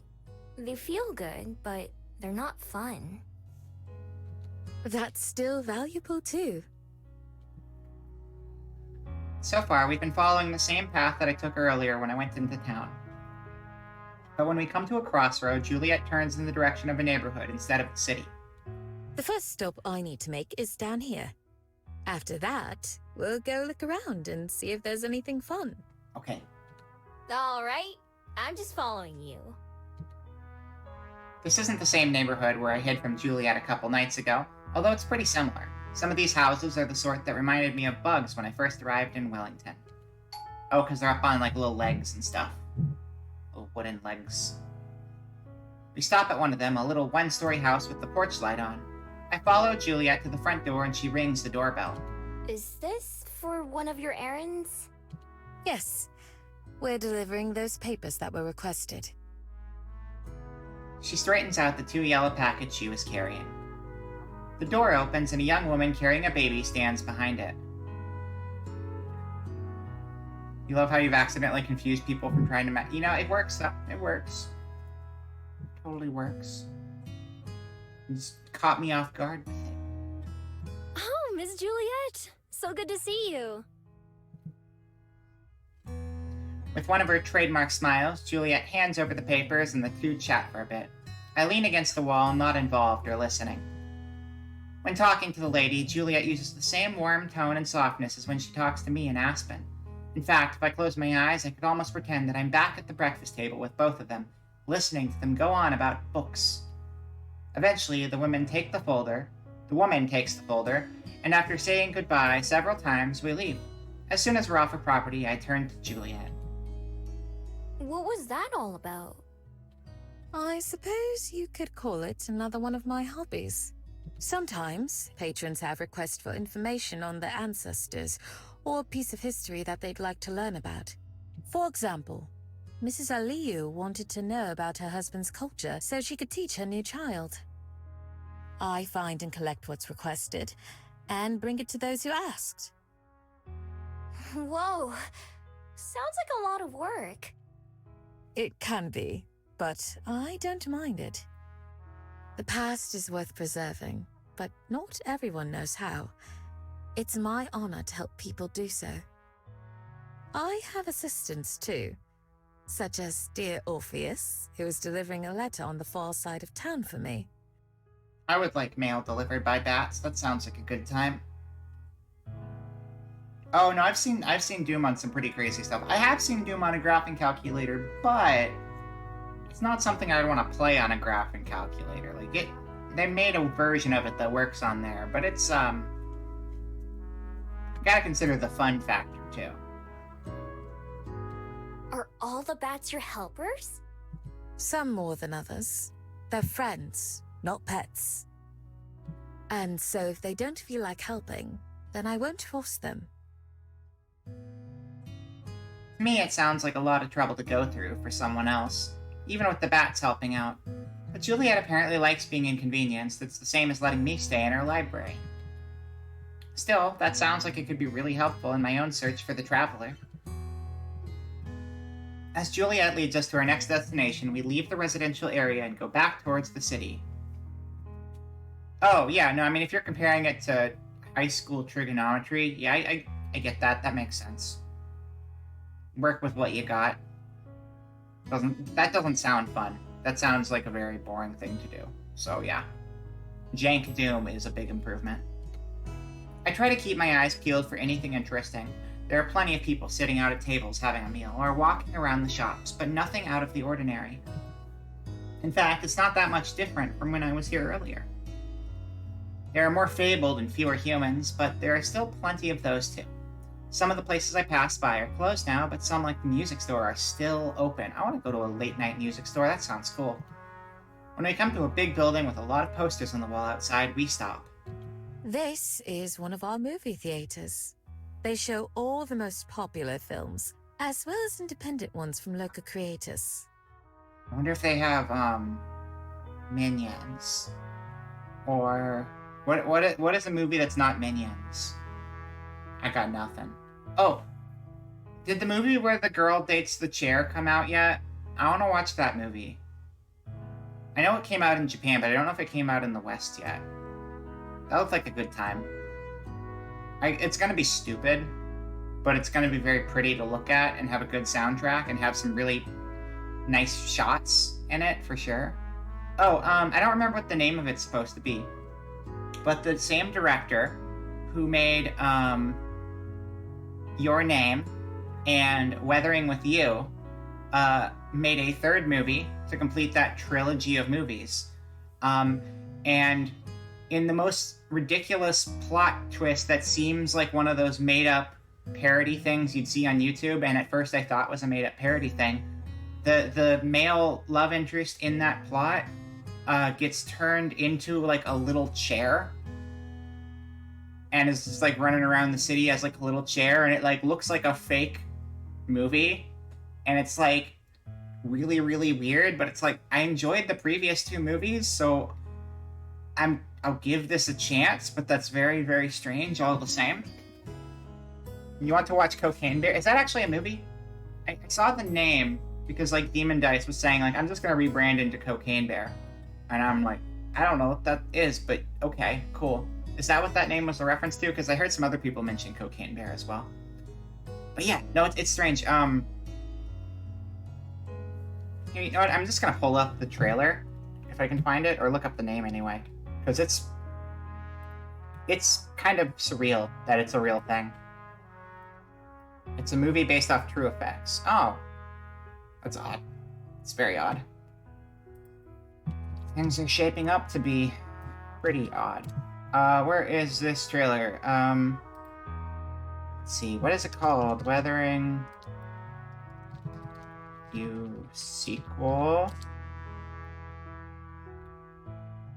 Okay, Suzume no Tojimari, whatever that translates to.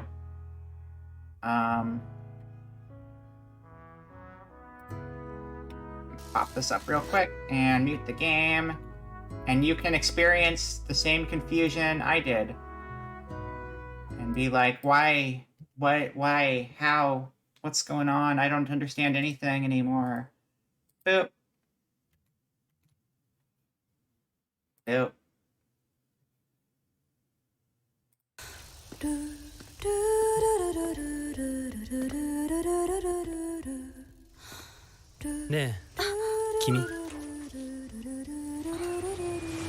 So far, it looks like a normal movie for normal people. Okay, cool. I'm into it. That sure looks like Weathering with You. Look, everything's flooded. It's like a direct sequel. That's kind of cool. This is the world from the end of that movie. Pretty cool. Very loud. Let's turn it down.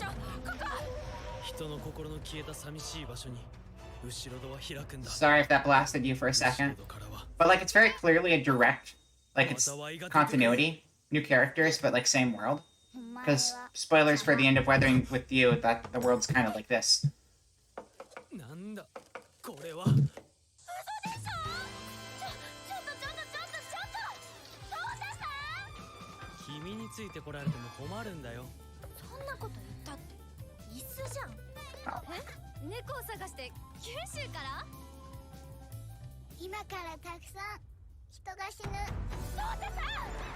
I actually haven't seen this particular trailer. It's got more than the last one I saw.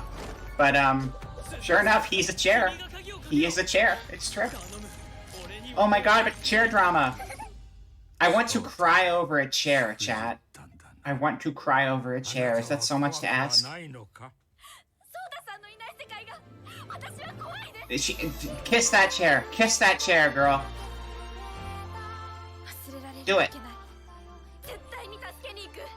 あいつは自分の扱いが雑なんだよ。 Cat's creepy. Yeah, I like the cat. お返し申す。いってらっしゃい。いってらっしゃい。いってらっしゃい。 I am back in business. It took like an hour and a half, but I finally made it back. Also, thank you for the bits earlier, by the way. I noticed that when I finally made it back. Yeah, so I liked his previous movie, so I want to watch this, but also it's like, what the hell? Where did this plot come from? How do we end up here? It's so surreal. It reminds me of like when South Park did that thing where it was like Ben Schneider is the stapler, and it was just like, you know, we're playing off of the actual movie that the person would make, but we're just exaggerating it and making it as dumb as possible. Like that's what that feels like, but it's real. Anyway, back to video game. The real cocaine bear never killed anyone, but he was stoned off his ass, but he unfortunately died because anything interesting happened. It's good or boring. Yeah, I mean, no. A bear taking a bunch of cocaine does not seem like it would end well for the bear. There's a vending machine isekai. That's true, there was. I don't remember, it was, I don't remember the name, but I saw it and it made me laugh. I don't really watch too many isekais, but that one sounded stupid enough I'd probably give it a shot. Is alloraphobia the fear of cats? That's a terrible thing to have. I've never heard that word before. I mean, I guess a nightmare doesn't, like, if your nightmare makes you scared of cats, then that's one thing, but I don't know. I've had nightmares with, like, relatively normal stuff, but I'm not, like, scared of the things. So I think that's fine. Anyway. Back to please be happy. Oh, that's right, I muted the game. Shit. It's not right. Have you ever been to see a movie before? Not in a place like this. I know what movies are, but I don't think I've ever watched one. Let me know if I need to adjust that. I'd turn it down a bunch because the YouTube was loud. You should try it sometime. Maybe you'll find you like them. Movies can make you feel all kinds of different things. Happy, sad, scared, or just amused. Or, in the case of that trailer, very confused. Some are good for making you think, and some are good because you don't have to think about anything and can just relax. Oh yeah, ADHD brains can make lots of weird connections, that's fair. Why would I want to watch something that makes me sad or scares me? So you learn how to feel. For some, it's fun to explore different emotions in a safe environment like that. It's like how I like playing depressing as hell games. When we see something that makes us feel strongly, it can stick with you. Perhaps cause you to view things in a different light. I don't think this is a depressing as hell game. I'm just saying I've played a lot of them. And if it ever becomes too much, you can simply stop watching or put on something else. I'll try it sometime. Although, I don't know about the sad or scary ones. There's nothing wrong with that. Everyone has different preferences. Actually, I can see this game getting pretty sad, considering I feel like the likelihood of someone important to us forgetting who we are at some point in the game is probably pretty high. Along the way, Juliet continues to point out different shops and locations that she thinks I should know about, like another library or a museum. I'm not very interested in either of those things, but I smile and nod and pretend like I am. After a while, we leave the city behind and reach the waterfront just like I usually do. The ocean looks much different at night, with the starlight and moonlight reflecting off the water. Far out at sea, there are a few lights that must come from boats, and sometimes lights in the sky from passing airships. We head down a small path to the boardwalk where we look out onto the water. There are a few... Oh, and you mentioned Final Fantasy earlier in the world. There you go, there's another comparison to that sort of fantasy, sci-fi cross-section. There are a few empty buckets sitting on the ground nearby as well as some folding chairs. I point them out. What are those for? What are those? People like to fish off at this pier. They come at all hours, but I believe this spot is used for teaching lessons during the day. Yeah, that's true. Some enjoy being thrown into the dread, and some like causing it. Well, and I think with fiction, you can do both of those very well. And you could enjoy both of those things, too. I think through games, I've definitely enjoyed both of those quite a bit. Ooh, lessons on how to catch fish? That's correct. Is that something you're We interested could in? eat so many fish, chat. All of the fish in our mouth right now. Maybe. It's one of those things that I like doing as a fox, but I don't know if I'd like doing it the human way. Just jump in there and bite them. It'll be fine. Should you decide you'd like to try, I'm sure there would be someone here who's happy to instruct you. Yeah, maybe. I don't want to commit to anything, but it couldn't hurt to come check this place out during the day. Option 1. I'm glad you found something that struck your fancy. Is there anywhere else you'd like to visit while we're out? Or should we return home? Nah, I'm ready to head back. Is there anything for dinner? I'm sure we can put something together. Then let's go. Let's go. Since I actually know where we are now, I lead the way home, with Juliet close behind me.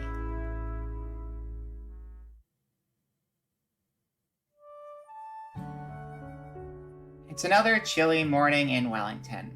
I'm outside the Bell House waiting for Aspen. People are gonna think I'm staking this place out. And for once, that isn't true. You just really like your coffee.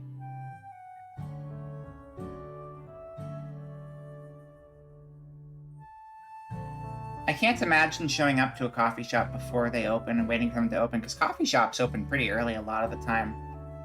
Like, imagine going to a coffee shop. I know coffee shops that open at like 5 in the morning, and I'm just like, what the heck? What is sleep for you? Personally, I prefer coffee shops that stay open late, though, because I'm more of a night owl. Nighttime coffee shops are my favorite thing in the world, but there aren't enough of them. There need to be more nighttime coffee shops. I used to know a coffee shop that was open till midnight, and it was like the best thing ever. It's after breakfast, but before the sun's up. Aspen invited me for a free drink before they open, but I'm starting to think I've been duped. Anytime now.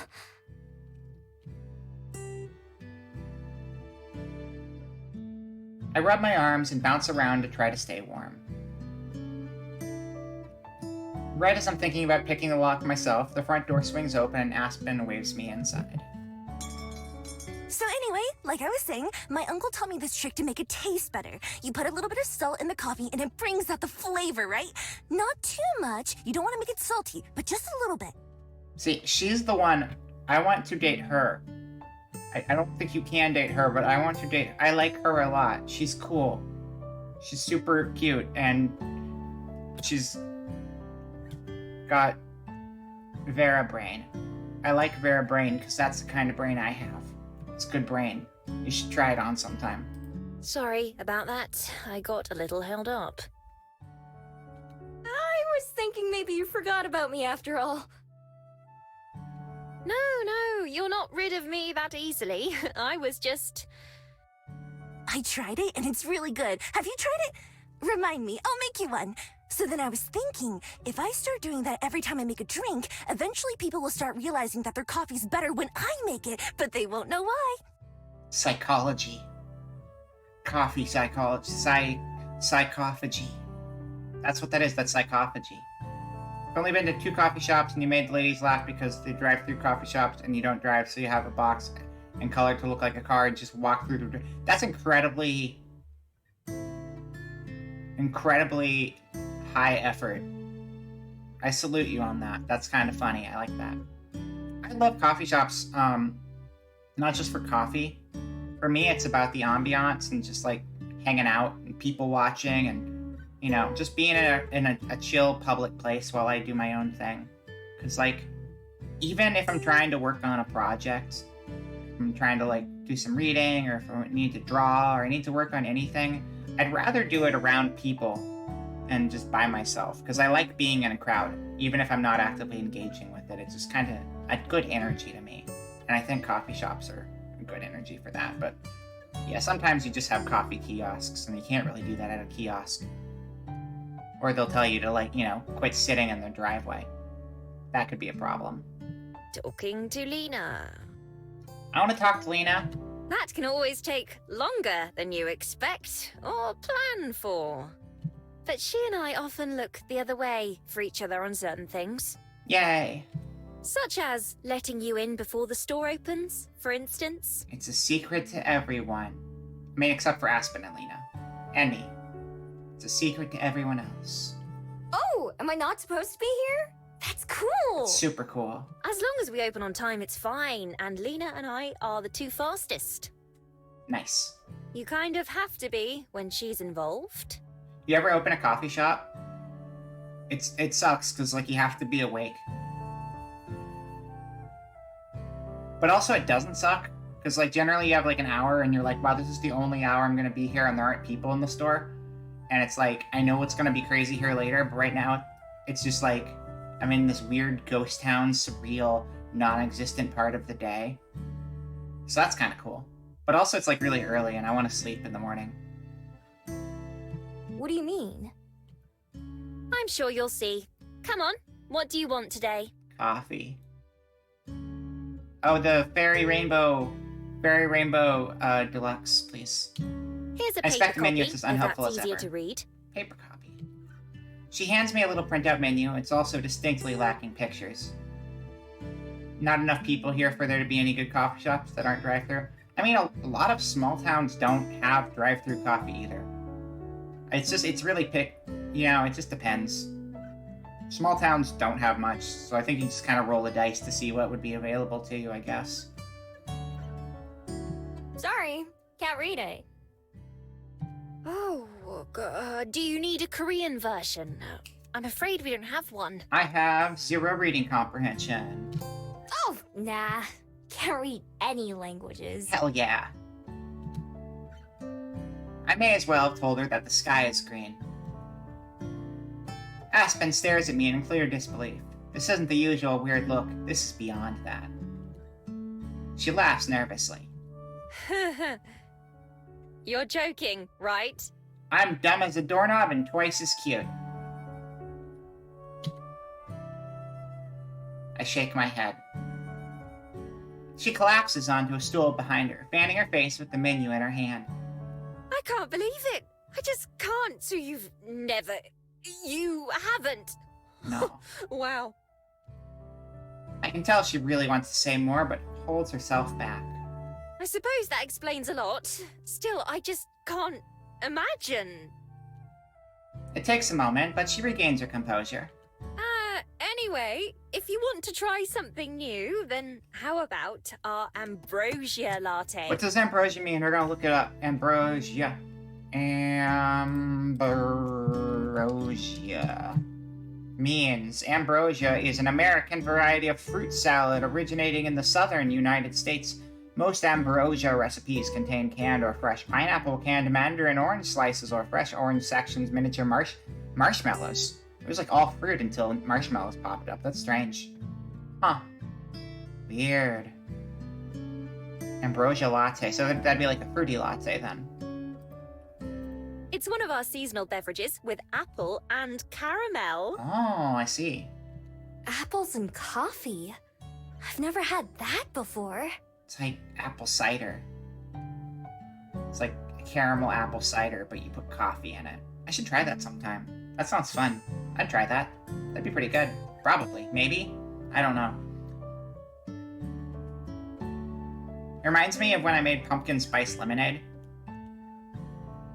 That was really good. I got the idea from Koki's sister. And everyone was like, oh, gross, that's gonna be awful. But I was like, well, actually, that might be kind of awesome. And I tried it, and it was awesome. It just tasted like I was drinking lemon bars. Your town isn't small, but not big enough for any common things like Grubhub. But they're Safeway locations less than a mile away. Oh, that's pretty helpful. Grubhub! That Grubhub was, like, pretty much everywhere. That's impressive. I mean, I think it just depends on if there's people who want to drive, but I guess if there aren't enough people who'd want to drive, then they're not gonna set it up for the area in general, huh? I don't know. I've been in small towns before. but I live in a big city now, so I'm spoiled with choice these days. I especially had very little choice when I lived underground. Did you know if you live, like, miles underground in a laboratory, they don't Grubhub? Not Uber Eats either. Or DoorDash, none of them will deliver to you. They're like, man, we don't deliver underground. That doesn't even make sense. This is a prank call, and it wasn't a prank call. I just wanted food. And they wouldn't give it to me. That's fine, though. That's the past. It's behind us. Yes, well, we're experimenting with the recipe still. Good. I like experiments. I said that we should try adding more cinnamon to it. I like the way you think, Lena. Let's do it. I don't even know where Lena comes from. Suddenly she's just there. Aspen said it would overwhelm the other flavors, but I add extra whenever I make one, and so far no one's complained. Spike the drinks. Got it. Lena, are you serious? Spike them all. Well, yeah. How else are we gonna find out which one's better? I like her energy a lot. Also, she's got Princess Tutu here. And I like Princess Tutu, so that gives her bonus points. I'll make one for your friend too, and she can tell us which one she likes more. Lena! Zoom. The other girl hurries back to the kitchen, clearly not caring about what Aspen was about to say. Aspen sighs and shakes her head. Right, well, I have to open the registers and put on the coffee. I'll have your drink in a couple minutes. Okay, thanks. Well, yeah, I think she's a bird person, so... I don't know what the mythological name would be for her in particular, but... I hop up on one of the tall stools and wait, swinging my legs back and forth. Before long, the cafe fills with the smell of warm coffee and baking bread. It's enough to make my mouth water, even though it hasn't been long since I last ate.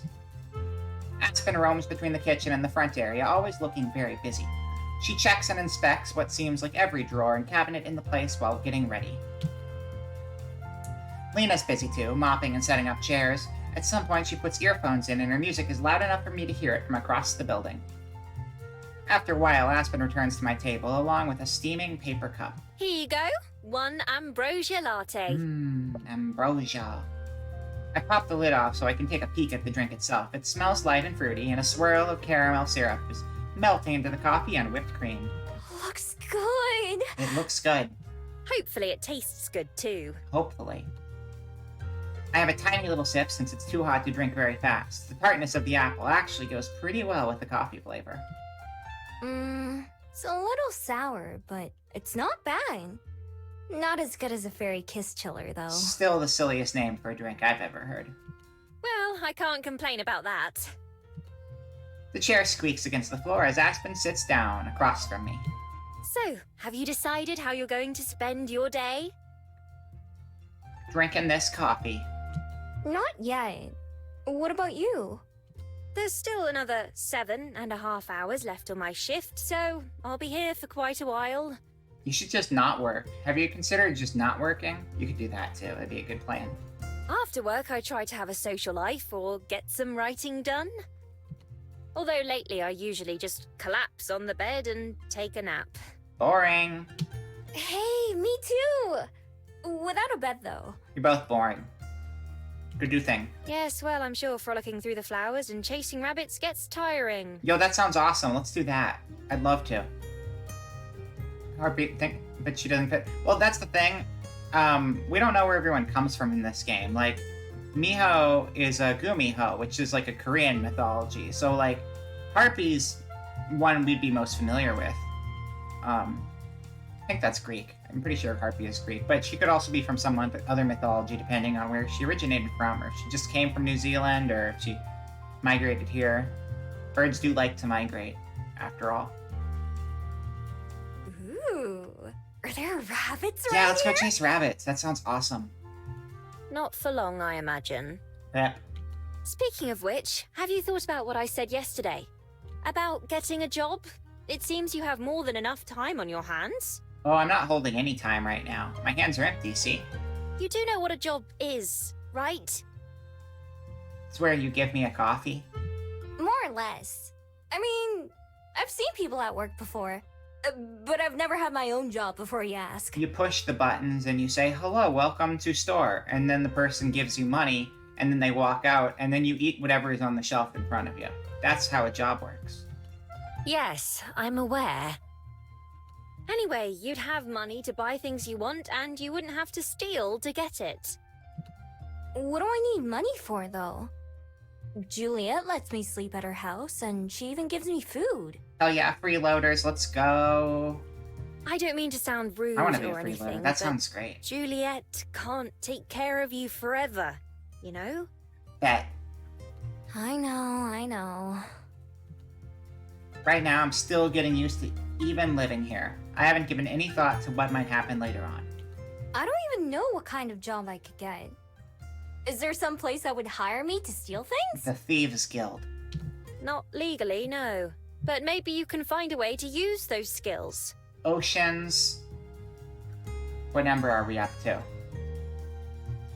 13? Oceans 13, starring Miho. Maybe you could be a security guard somewhere, or a locksmith. Oh. Maybe.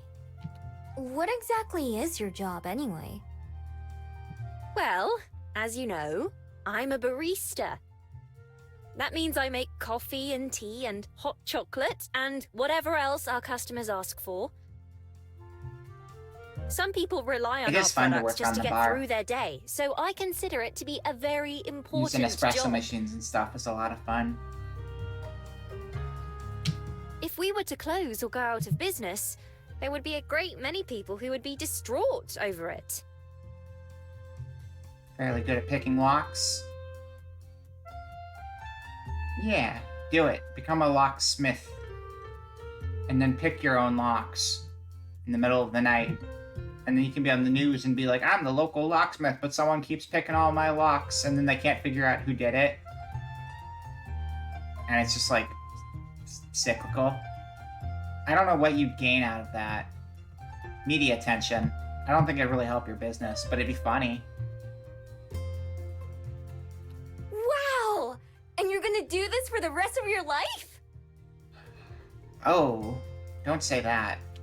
Not for that long, I hope. It's not my passion by any means, but I don't mind it. It can be rather exhausting, though, especially on busy days. I can't say she's selling me on this whole job idea. What is your passion? It's this. Like she was waiting for me to ask, Aspen dramatically pulls out a small notebook and puts it on the table. It's the one that I see her writing in all the time. I lean forward to look at it closely. It's not very big, about the size of my hand, and it's mostly purple in color. There's an intricate gold pattern around the border. It definitely looks fancy. I could probably get a lot of money for this at the right store. No. No, Miho, no. We're not doing that. This is my writing notebook. One of them, at least. My passion is writing, bringing stories and characters to life, making people feel what I feel. There's nothing quite like it. So challenging, yet rewarding. It's both my favorite activity and also the most frustrating one. This notebook is full of story ideas, lines that I come up with, or other interesting details. Okay. One of the best parts of working here at the Bell House is that I get to meet so many interesting and inspiring people. So I think whenever we finish probably the next scene, I'll probably wrap it up. Because, since I've still been feeling kind of under the weather, I do want to kind of, like, make sure to get a good chunk of sleep. Since I know I'm going to be doing 2 streams tomorrow, one over at Billy's channel, and then another at my channel afterwards. But we'll finish out the scene before we do that, because I'm realizing the time. Shorter stream today, but we got a late start, and I didn't even think it was going to happen after a bit, so. We're going to get back into this game sooner than later, though. Took a break over the holidays, but I'm going to put this as a regular rotation game alongside the other things we're finishing up. For example, when you first came in, I wrote a brief note about Tried to get you. stuff published? Yeah, I bet. I'm not good at writing. I do not have the knack for it, but yeah, getting stuff published sounds like it'd be rough. I never imagined that just a few days later we'd be having this conversation. Trust me, I didn't either. What did you write about me? For some reason, Aspen's face gets a little red. I don't remember. Just that I wrote something. It's in another notebook, I not this want one. to read it. I want to read it. I want to read it. I want to read it. I want to read it. I want to read it. She said, "Wow, Miho is so hot. She is my favorite fox. I want to feed her snacks all the time and give her lots of head pats because she is the best fox." I bet that's what it says. That's exactly word for word what it says in her notebook. You know it's true. Especially the part about her giving me snacks all the time. Miho snacks all the time. My dream is that someday I'll be able to make a living from my writing. In fact, when I moved to Wellington a couple of years ago, that was supposed to be the first step. It's been taking longer than I'd like so far.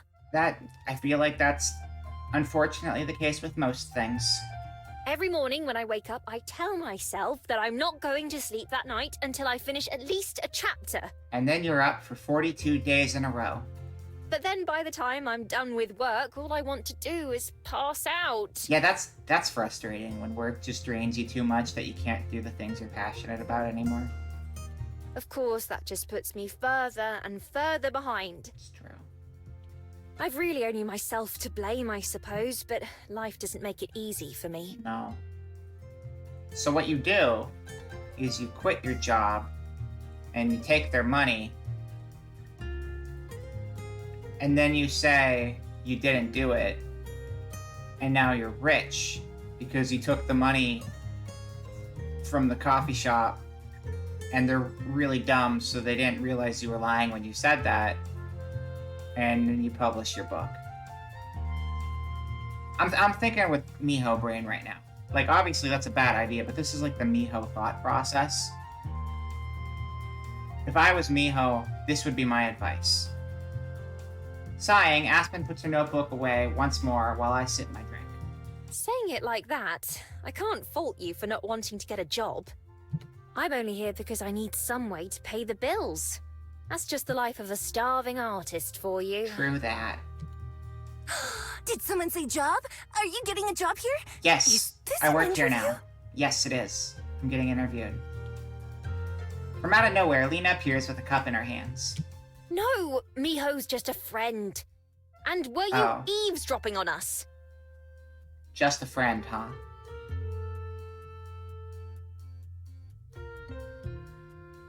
Okay. That's fine. That's... just a friend, that's fine. Yeah, I'm just... Yeah. It's fine. It's not eavesdropping if you're in public. You should learn to talk quieter if you don't want people to hear you. Like me. Tell me you're joking. About what? Before Aspen can even answer, Lena turns to face me instead. Anyway, that's too bad. We could definitely use the help. Hey, why not apply here if you're looking for work? I bet Aspen would put in a good word for you, right? Yeah. I could do it too. It'd kind of be lying, I guess, since I don't know you that well, but you seem like an alright person. I'm very good at lockpicking and taking snacks from people. How would that look on my resume? I mean, if Aspen trusts you, you have to be okay, I think. I can go get you an application right now if you want. Okay. I printed out a whole stack of them yesterday. Oh, cool. Actually, Yeah. it's the second stack, because the first one jammed up the printer and... Yeah, that makes sense. Lena, I am begging you to please be normal. Ouch. I see how it is, Trash. Welcome in, welcome. I did get friend zoned, but it's okay. You know, we just gotta work our way forward. It's fine. It's still early, okay? We're still getting to know everyone. It can work out. Yeah, you made it for the second part of the stream and not the first, fortunately. We were supposed to start at 8 tonight, and then everything exploded. And then we got started an hour and a half later after I had to redo a bunch of junk on my computer and set it back a couple days. We're probably wrapping up fairly soon here, but I'm glad you could swing by. What? Tell me why it's Yeah, a it was bad kind of a idea. nightmare and I was scared. Because the system so like before I did the system restore, it kept going into like a repair state for the computer where it was doing the thing where Windows restarts and it tries to repair problems, and it kept crashing. It kept crashing out of the repair setup, and it was just stuck in a loop for a long time, and it just could not make any sort of headway. And eventually I was able to get it into a state where I could like turn the clock back to the 29th and just kind of eventually fix it. And then took like a really long time, but eventually it worked and we're all good now. But it was scary. I was worried I was going to lose a bunch more than I did, and as it turns out, I only lost some stuff from the last 2 days. Not everything, just a few things here and there. I mean, there's still more for me to look at and discover, but my models survived, surprisingly. Do you not think... What's your name again? Miho. Do you not think Miho could do it? Miho can do it. No, it's not that. I'm sure she'd do great. It's just... My inability to read is an asset to your company. Wait, that sounds fun. Would I get to work with you? Yeah, we'd work together. Yeah. Oh, you meant Aspen, didn't you? Yeah, she'd That be too. there too. Slapping her hand on the desk, Aspen stands up from the table. It's certainly an idea. Perhaps one we should discuss later. Oh, I got things as fixed as I can. There's some stuff that I lost that kind of sucks, but it's like not the end of the world. Yeah, no, everything's in good order now. It was very strange. It like blue screened, but it only like 50% of the way blue screened. Like it blue screened over the top of what I was doing, but I could still see what I was doing, but everything locked up, and then the computer just turned itself off, and then it got stuck in that loop, and it was like, it's pretty concerning, but it ended up okay. Lena, you and I should be getting to work, don't you think? Yeah. Okay, boss. Or you could just not work, and we could go hang out. Play hooky. Play hooky today. Please just go It's fine. unlock the door. Okay. No one will notice if the coffee shop just doesn't open today. I'm sure your boss won't mind. Smirking, Lena heads towards the front of the store. Feel free to hang out for a bit if you'd like, Miho. Although it's going to get busy soon, so I won't...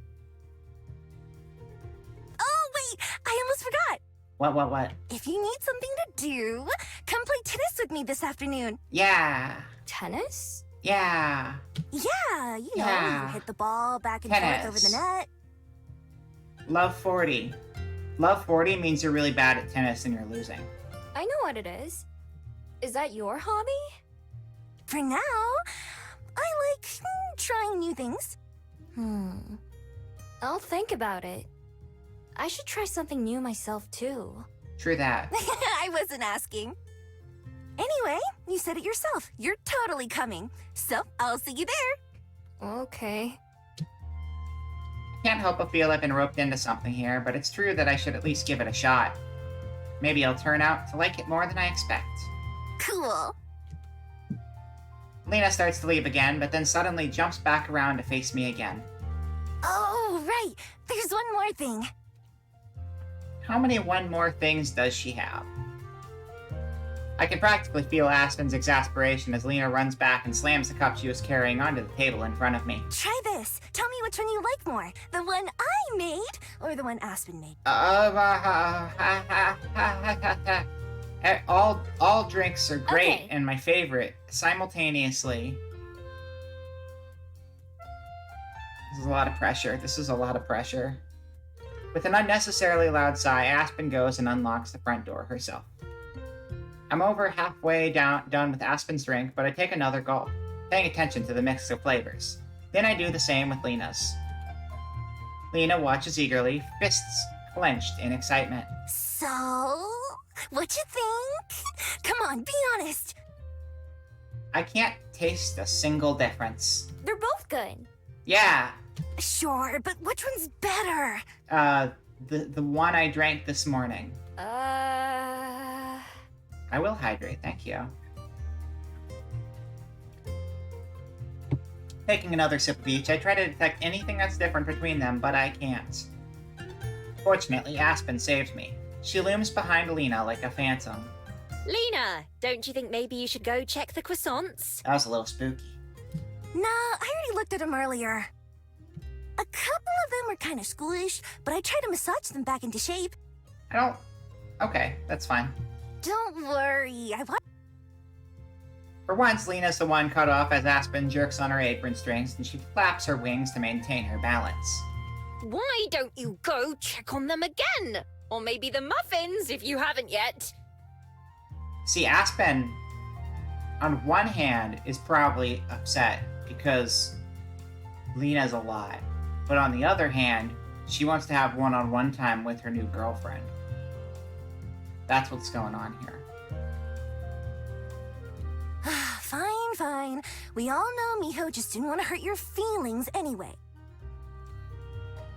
Aspen releases her, and Lena walks off to the back of the cafe like an embarrassed cat, pretending it was her idea all along. After she disappears into the kitchen, Aspen sighs yet again. I'm sorry about that. It's fine. She seems nice. Yeah. That is certainly one way you could describe her.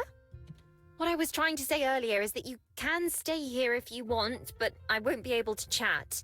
Our first customers will be here any minute now. That's okay. I'll probably go back to the library once I finish my drinks. All right, I'll see you later then. And don't feel obligated to finish both if you don't want to. Drink it all. I'm gonna try. Bye! Drink it all. More drinks the merrier. Like Lena, Aspen also retreats behind the counter and starts filling the display case with pastries. I wonder if any of them are the croissants Lena was talking about. Sure enough, it isn't long before the first customers start to show up. Aspen takes their orders with that fake nice voice that she used when we first met. Already I've gotten more used to hearing her regular speaking voice instead. Cry! Hello! Welcome in 16 months! Big number go way up. Thank you for 16 months. It's been going well. It was a rough start because my computer decided to die, and I had to do a bunch of system stuff to fix it. But we finally got into it, and we've been going strong for a little over 2 hours. So we still managed to salvage it and make a good stream out of it. But it's good to see you. Thank you for resubscribing. Thank you for hanging out here since pretty much the very beginning. Welcome, welcome.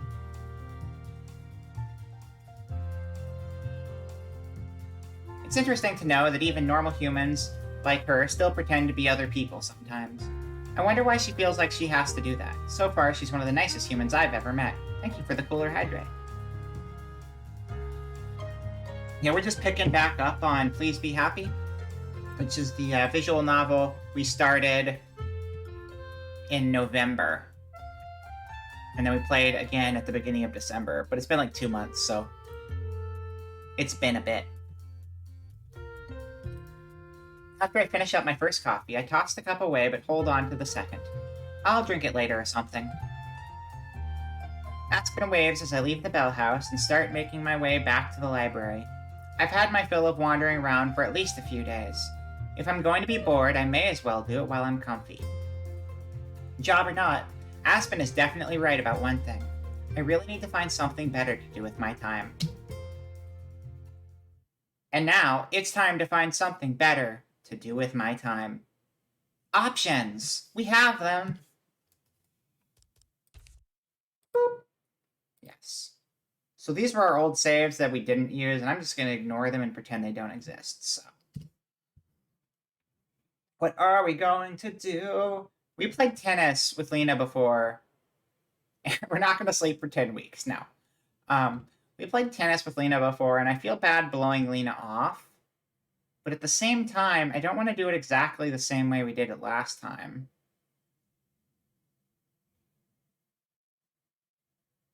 Except I'd feel really bad blowing Lena off, so we're going to go and play tennis. Nailed it. After a few hours of sitting around at the library, I'm bored enough to take Lena up on her offer to play tennis. The only problem is I forgot to ask her where and when. Sometime in the afternoon, I go down to the Bell House, where an employee tells me both Aspen and Lena have left for the day. They give me directions to a place called Hataitai Park, which is where they say Lena mentioned before heading out. I follow their instructions and reach a big open area full of people on bikes, walking, or just sitting in the grass. I wander around looking for any sight of Lena or people playing tennis. Finally, I spot the courts and make my way over. Out of the dozen or so people who are playing, it isn't hard to find Lena when I get there. Yeah! Nice serve! She's the loudest. She runs back and forth, leaping and diving to hit the little green ball before it can touch the ground. She flaps her wings to keep from falling over when she does. Her partner, a tall boy with antlers on his head, looks exhausted when he swings his racket. It looks like his arm might fall off at any second. When I get close enough, Lena notices me and stops mid-dive. Miho! You're late! Now that she's distracted, her partner takes the opportunity to hurry away, collapsing to the grass to rest. Sorry, I wasn't sure what time I should come by. Or where. Oh, right. I guess I should have told you. In that case, good guess. Thank you. I don't bother telling her that I got help from one of her coworkers. Lena picks up a racket from nearby and offers it to me. Ready to play? I guess so. I don't really know the rules, though. Nah, it's fine. Me either. Just try to hit the ball, alright? Okay. Okay, I can do that. I take my spot on the other side of the net, trying to imitate the way other people are standing. Alright, here goes! Lena drops the ball and then knocks it towards me. I watch it carefully, and when it gets close enough, I swing. The ball goes soaring way over her head and falling into the grass out of sight somewhere. Maybe a little less oomph next time. Let's try it again. Okay. She serves the ball, and this time I just barely hit it over the net. Lena dives for it like before and sends it sailing back to me. I have the same reaction, Trash. Yeah, no, like the entire game, I feel like it's just like I feel like everyone is her grandma. The entire game. Because they keep saying Miho, and I'm like, what? Oh yeah, that's her name. That's right, okay.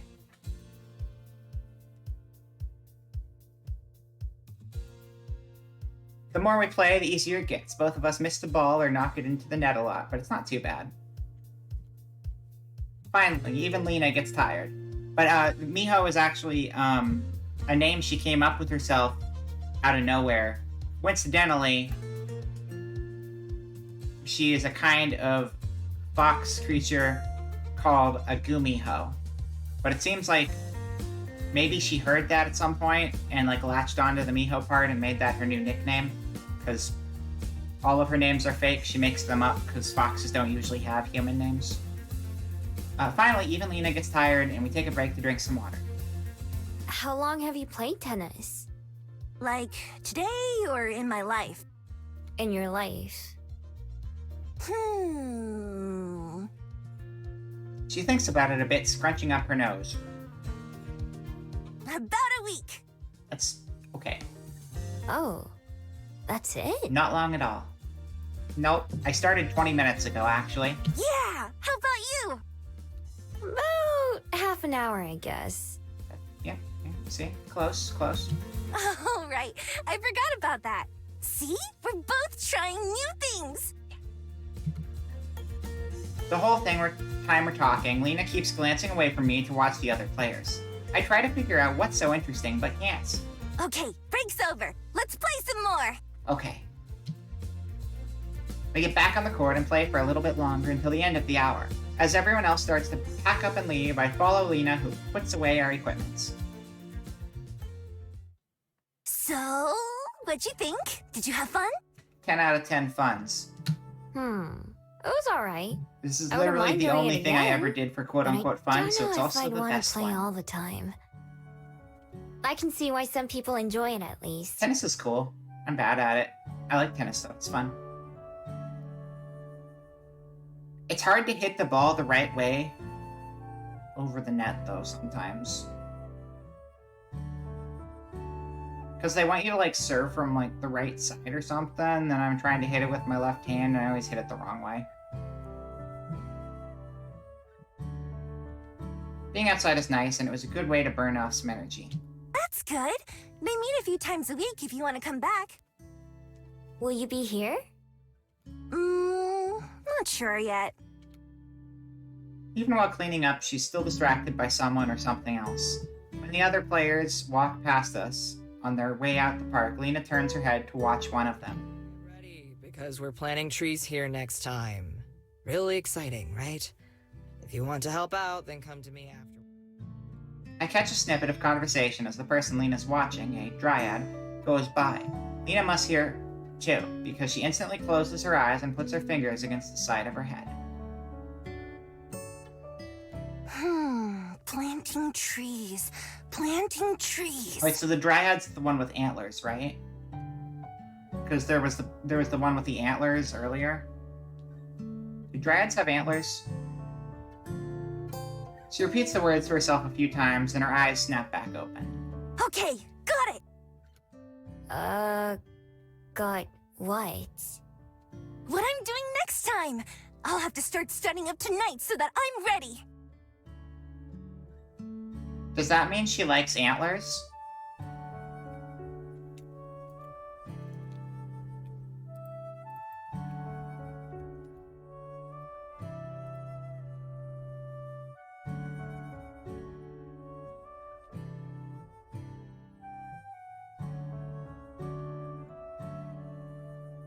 I felt like changing models. No reason. No reason in particular. Don't worry about it too much. Okay, if you say so.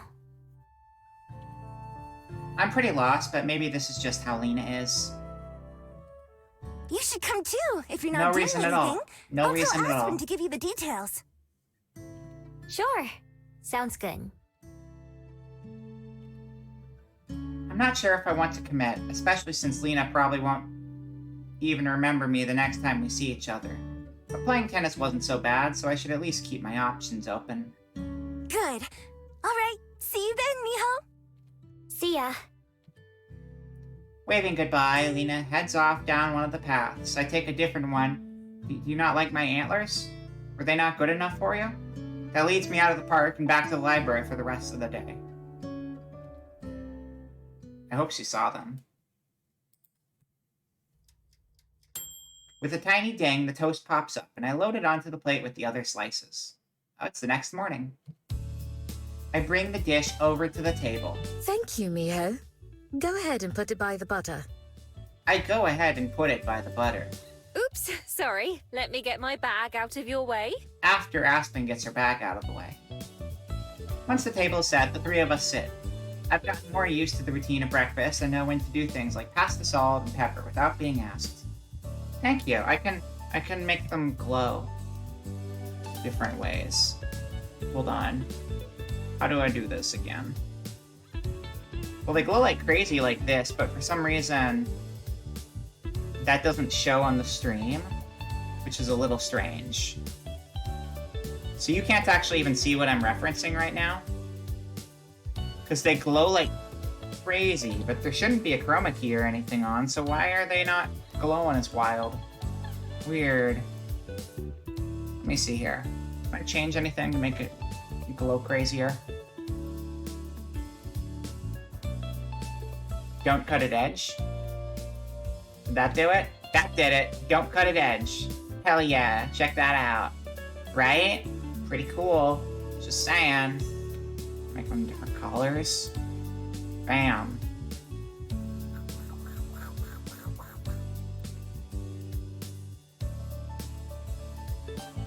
I don't know why I've never shown this off before. This is not a new thing. I've just never bothered showing people how dope my antlers are. Whoa, whoa, whoa, right? Thank you. Thank you. Yeah, these antlers have had this built in the whole time, and I've just... I mean, it's not even fancy. It's just because I made them pure white, so I could do cool colored bloom effects on them. Lightsaber horns, yeah! Wow! Yeah, exactly. So I'm gonna, adjust my scaling a little bit. Ooh. Yeah, it's good.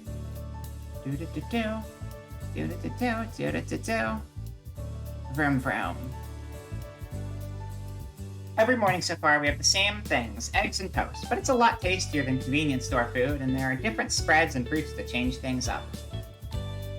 Like usual, I'm the first one to finish eating, followed by Aspen, who stretches with a content sigh. Breakfast was as superb as always. Thank you, Juliet. I'm the one. Oh. I'm secretly a Star Wars this whole time and I never knew. It's my pleasure. The two of them saying this is part of the routine, too. Usually Aspen would be getting up right now to leave for work, except this time, she doesn't. Don't you need to go, Aspen? Is this your way of trying to get rid of me? No. She peers at me from over the rim of her cup as she sips her coffee. Nah, I haven't thought about that. I was just wondering. I'm not sure if I should be flattered. Anyway, I'm working a mid-shift today, so I don't have to go in until noon. Will you be writing then? Yes, I ought to. I'm about halfway through this draft, and I'm trying to finish it by the end of this month, so every minute helps. Mm-hmm. Oh my, halfway already? That's excellent progress. I look forward to reading it when you're finished. Oh, you know what? The antlers actually aren't just a white texture. Come to think of it, they're a metallic texture, and that's probably why the bloom is so emphasized on them. About to head to bed. Good night. Hope your mood improves soon. Remember, thank you. Appreciate that. I'm doing better now that I can stream. Like, honestly, just getting to hang out with everyone here makes my day a lot better. It's been a very weird week, but spending time with everyone, playing games, and chatting always helps. So, thank you for coming by. Have a good night.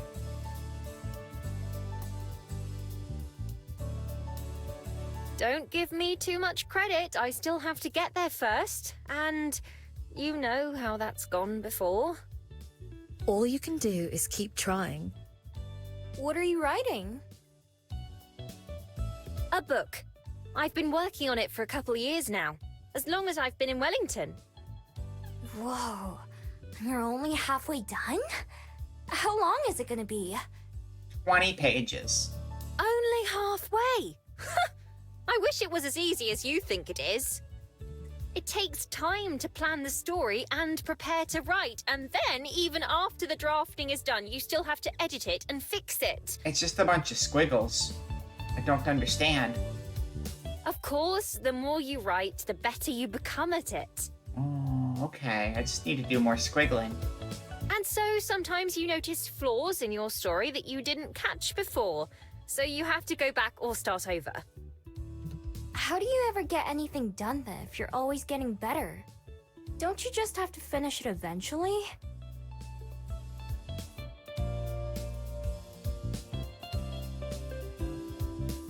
I had a writer friend once. That's not the best thing to say to your writer friend. Well, like I said, it's not that simple. Aspen clears her throat. Anyway, it's difficult to explain to someone who's never written anything. Believe me, any writer would tell you the same thing. I glance over at Juliet, who's intently watching her tea as she stirs it. And you? Did you end up finding something to fill your time? Oh, like a hobby. Maybe. I don't know yet. Well, don't worry about it too much. It's supposed to be fun, not something you have to force yourself to do. Although I'm hardly one to talk. There are times where I want to do anything except write. It's okay. At least you have something. Julia told me about movies, so I might try watching one of those. Have you ever seen a movie? No. Once or twice, I'm sure. Yes. Actually, Miho, there was something I wanted to ask you. What's that? Well, how would you feel about helping out around the library as a part-time job? Oh my god. That's the place where I sleep sometimes, and then you give me food here too. It's the perfect plan. I'll pay you for your time, of course. It would give you something to do during the day, and it would be a great help to me. Really? But I thought you didn't need any help running the library. She's just being generous. It's true that I don't need it. The honor system has served me well for the day-to-day services. and I'm kept informed of any troublemakers. Da-na-na, da-na-na-na. Da-na-na-na, da-na-na-na. Oh, wait. Trash. Just realized, shouldn't you have a thing? Trash, you were a mod, right? I just remembered.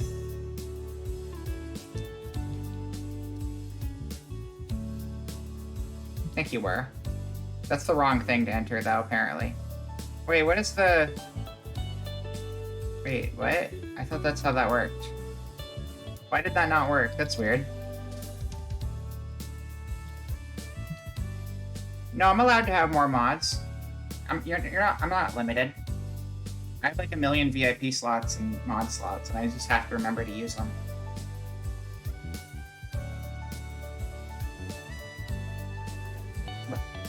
But in addition to the kind assistance from Aspen in the mornings, I think it worked also the have to second time. reshelve books, I think I maintain the just screwed it check-in up. and You don't think you check-out have to logs, actually add them. and more. Maybe you do. It disappeared when I typed it the second time, so I think it means it went through the second time. Oh, or not. You might have to refresh? I don't know. Maybe I do have to put an ad in there. You'd think I'd learn this. I've been streaming for like a year and 7 months. Or I started streaming like a year and 7 months ago. Eventually, you think I would learn. Not so much. Not so much at all. Oh, I forgot the VT. I just modded Talking Trash, the generic one. That's what I did. You're right. That's what it was. I've done that before, too. That's not even the first time. Talking Trash VT is an invalid name, so that means I did mod someone named Talking Trash. Hold on, mod. Talking Trash VT. I just need to remember to unmod the faker. Also, you need to make a Discord Trash. Like a Discord account channel. The reason I say this is because I am in a Discord. I am in 2 Discords, right? I'm in a lot of Discords, but I'm in 2 Discords. One of them is the Trash Heap, and the other one is the Trash Pile. And I would like there to be a third option, too. I need more trash Discords to join. Because it makes me laugh. Just saying. Okay. I don't mind those tasks at Yes, all. thank you for pointing that out, Craig. In fact, Totally I just find them rather typed it relaxing. wrong. But without them, I'd be able to devote more time to other pursuits. If you're uninterested, you're more than welcome to decline. You needn't worry about being kicked out or disappointing me. I'm perfectly content either way. Helping around here doesn't sound bad at all. Doesn't sound very exciting either. But it's not like I found anything else I'd rather do. Instead, at least it's comfy in the library and super convenient. Yeah, just another VTuber friend of mine. Streamer who wasn't a VTuber, but now is. It's Garbage Cat Gaming. She joined our Discord recently. Having some money again would be nice too. It would be even better that there's no one trying to take it back. Alright, I'll do it. Juliet looks a little taken aback. That was fast. Are you quite sure? Yeah, I'll try it at least. Of course. If you find it's not for you, then I won't be upset. Why don't you take the rest of the week for yourself, and you can begin on Monday? Okay, that sounds good to me. Excellent. I'll be looking forward to it then. The two of them chat a little bit longer before Aspen leaves to go write, and Juliet goes to bed.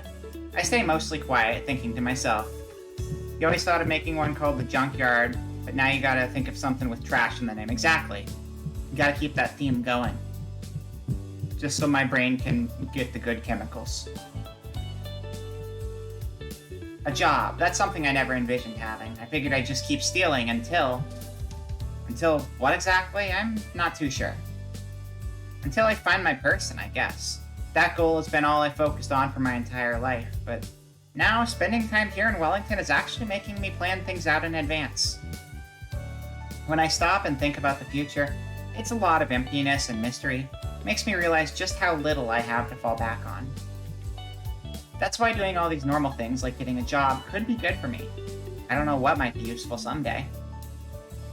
As for my person, I'm still always thinking about them and how I can find them. That part hasn't changed. For now, I'll just go with the flow and see where it takes me. And I'm pretty sure that this is exactly where we left off at the end of the last stream we did of this game, but that's okay. It was a little bit of a recap. But I think this is where we're going to leave off tonight, too, because it is getting late, and since I'm feeling a little sick, I don't want to make myself feel sicker, so I'm going to make sure to get some good sleep tonight. Looks like we have a few options. Is that the little kid? I think that might be the little kid who got lost earlier. And that's, I think his name was Kim. That was the guy I'm pretty sure is a vampire we met. He seemed really nice. Lots of options for next time, though. We'll figure it all out. Boop. Boop. Boop. Yes. Just need to remember to use the second slot. Technically, we could also use this slot, too, because I'm pretty sure that's the same exact thing. Don't worry about it. It's fine. Totally fine.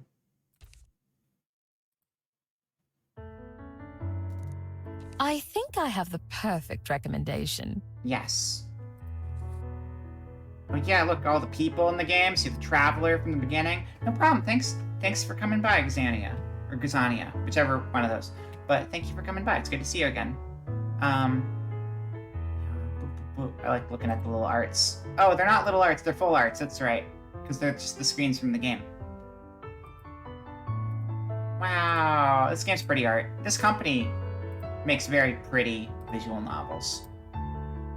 We'll probably play their previous game at some point in the future, after we finish this one.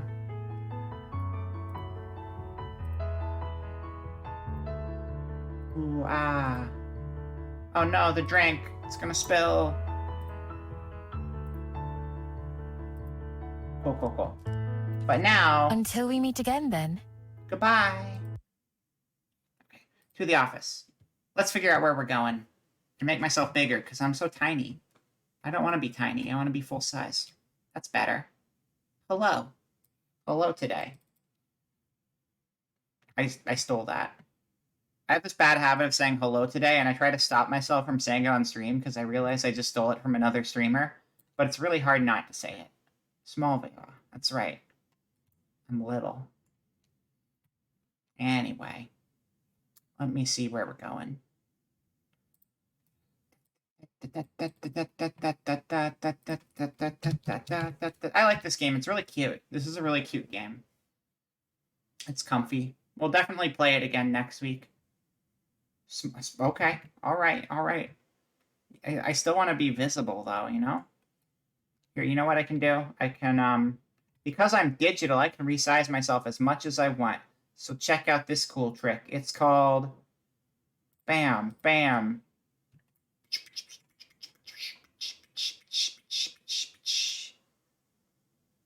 I'm right here. Hello. I am on the table. I'm on the table. I'm standing on a PlayStation. What you gonna do about it? Nothing. So tiny. The tiniest streamer, except for ones who actually have the gimmick of being tiny streamers, because they're probably smaller.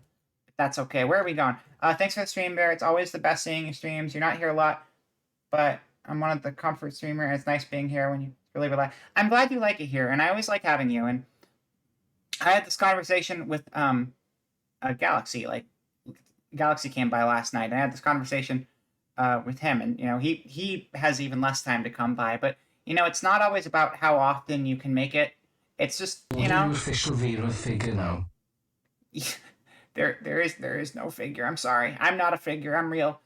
It's not about how often you can make it. Even if you can only make it rarely, I understand life is busy, you're still part of this community, and it's always nice having you around. So thank you for coming by.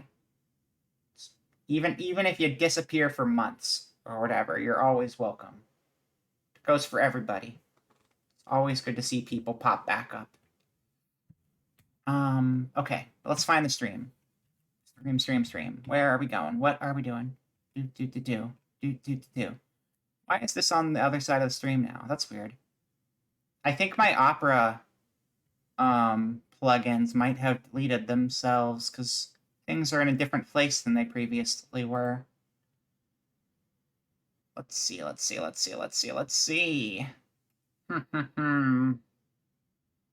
are we doing? We are going to the places. To all the places. We're going to go over to Callie's channel tonight. Callie is playing some Resident Evil 4. It's a great game. And, pretty sure this is like the very end of the game. Wait, is this the very end of the game? This might be the final boss. I think this might be the end of the game, but it's an old game. People have seen it before. That's fine. All right, I'll send you guys over there. Thank you for coming by. Have a great night. I will be streaming tomorrow night at 7 p.m. We're going to be playing more Atelier Sophie, hopefully beating that. And before that, we're going to be over on Billy's channel playing game that I don't know if we announced it or not. It's Barotrauma. Spoilers. Okay, I'll see you all next time. Goodbye. Do. See ya.